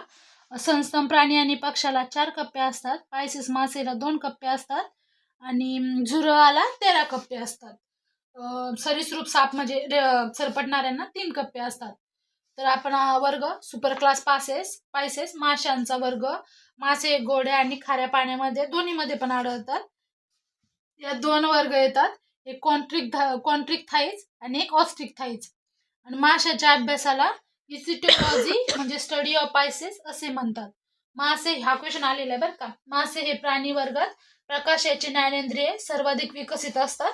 तिथं असं लिहिलेलं होतं की सर्वाधिक विकसित नसतात. पण मग मासे म्हणजे ते पाण्यातच असल्यामुळे त्यांचे ज्ञानेंद्रिय सर्वाधिक विकसित असतात. माशाला आपण बघितलं आता त्यांचे हृदय 2 कप्प्यांनी बनलेले असते आणि सर्वात इम्पॉर्टंट माशाची रक्तभिसरण संस्था ही एकेरी रक्तभिसरण संस्था आढळते. मासे शीतरक्ताचे प्राणी आहेत. म्हणजे त्यांचे तापमान आजूबाजूच्या तापमानानुसार बदलते. काहींना पूर्णपणे कास्तिमय अंतकंकाल असते. उदाहरणार्थ डॉगफिश. तर काहींना अस्थिमय व कास्तिमय अंतिकंकाल असते. उदाहरण आपला रोहू मासा. आढळ समुद्राच्या पाण्यात आणि गोड्या पाण्यात आढळतात. करपर हा क्वेश्चन आलेला आहे. करपरचेताच्या 8-10 जोड्या असतात. पाण्याचा प्रतिरोध कमीत कमी होण्यासाठी त्यांचे शरीर 2 टोकांनी निमुळते असते. श्वसन कल्ल्याद्वारे होते. उदाहरणार्थ रोहू, पॉपलेट, समुद्र घोडा, शार्क, इलेक्ट्रिक रे, स्टिंगरे. आणि उत्सर्जन हे कशामार्फत करतात? किडनीद्वारे युरिया, अमोनिया. हालचाल पराच्या फिन्सच्या साह्याने. आता कास्तिमय आणि अस्थिमय या मासे यातील आपण फरक पाहूया. कास्तिमय मासे क वरून लक्षात ठेवायचं. हे कास्तिमय फक्त आणि फक्त खाऱ्या पाण्यात आढळतात. यांच्यावर खवले म्हणजे स्प्लेसॉइड असतात. अंतकंकाल कार्टिलेज असतात आणि पुच्छपर असंमित असतो. तर अस्थिमय दोन्हीमध्ये पण आढळतात. खाऱ्या आणि गोड्या पाण्यात आढळतात. खवले गोनाइड, सायक्लॉइड आणि स्टिनॉइड असतात. अंतकंकाल बोनचे बनलेले असतात आणि पुच्छपर संमित असतात. तर ह्या मासे म्हणजे 95% अस्थिमय मासे आढळतात आणि 5% कास्तिमय मासे आढळतात. नंतरचं बघूया आता. हायड्राच्या नेमॅटोब्लास्टमध्ये सापडणाऱ्या विषाचे नाव सांगा. हायड्राच्या नेमॅटोब्लास्टमध्ये सापडणाऱ्या विषाचे नाव आहे हिप्नोटॉक्झिन. ब्रॉन्झ हा खालील धातूचा मिश्र धातू आहे. तर कॉपर आणि टिनचा. ब्रॉन्झ हा क्वेश्चन खूप जास्त वेळेस रिपीट झाला आहे आणि कॉपर टिनमध्ये आणि कॉपर झिंकमध्ये खूप जास्त कन्फ्युजन होतं, त्यामुळे व्यवस्थित लक्ष देऊन तोंडपाठच करून घ्या. ब्रॉन्झ हा खालील धातूचा मिश्र धातू आहे, तर कॉपर आणि टिनचा मिश्र धातू आहे. ब्रॉन्झ हा कॉपर आणि टिन यांचा मिश्र धातू आहे. आणि अजून एक क्वेश्चन, कास्य या मिश्र धातूमध्ये कॉपर आणि टिन या धातूंचा समावेश होतो. म्हणजे असंच क्वेश्चन ग्रुप सी ला मागे पण असा क्वेश्चन रिपीट झालेला आहे. 76 नंबर क्वेश्चन, रासायनिक उद्योगामध्ये झिओलाइटचा उपयोग काय म्हणून केला जातो? तर रासायनिक उद्योगामध्ये झिओलाइटचा उपयोग उत्प्रेरक म्हणून करतात.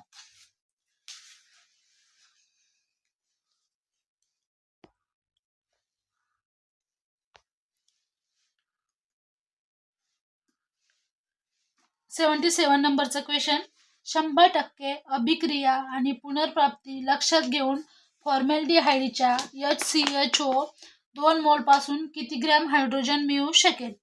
तर अणुभार दिलंय इथं, हायड्रोजन 1 दिलंय, कार्बन 12 आणि O16 दिलंय. तर याचा आन्सर आहे 3 नंबरचं 4 ग्रॅम.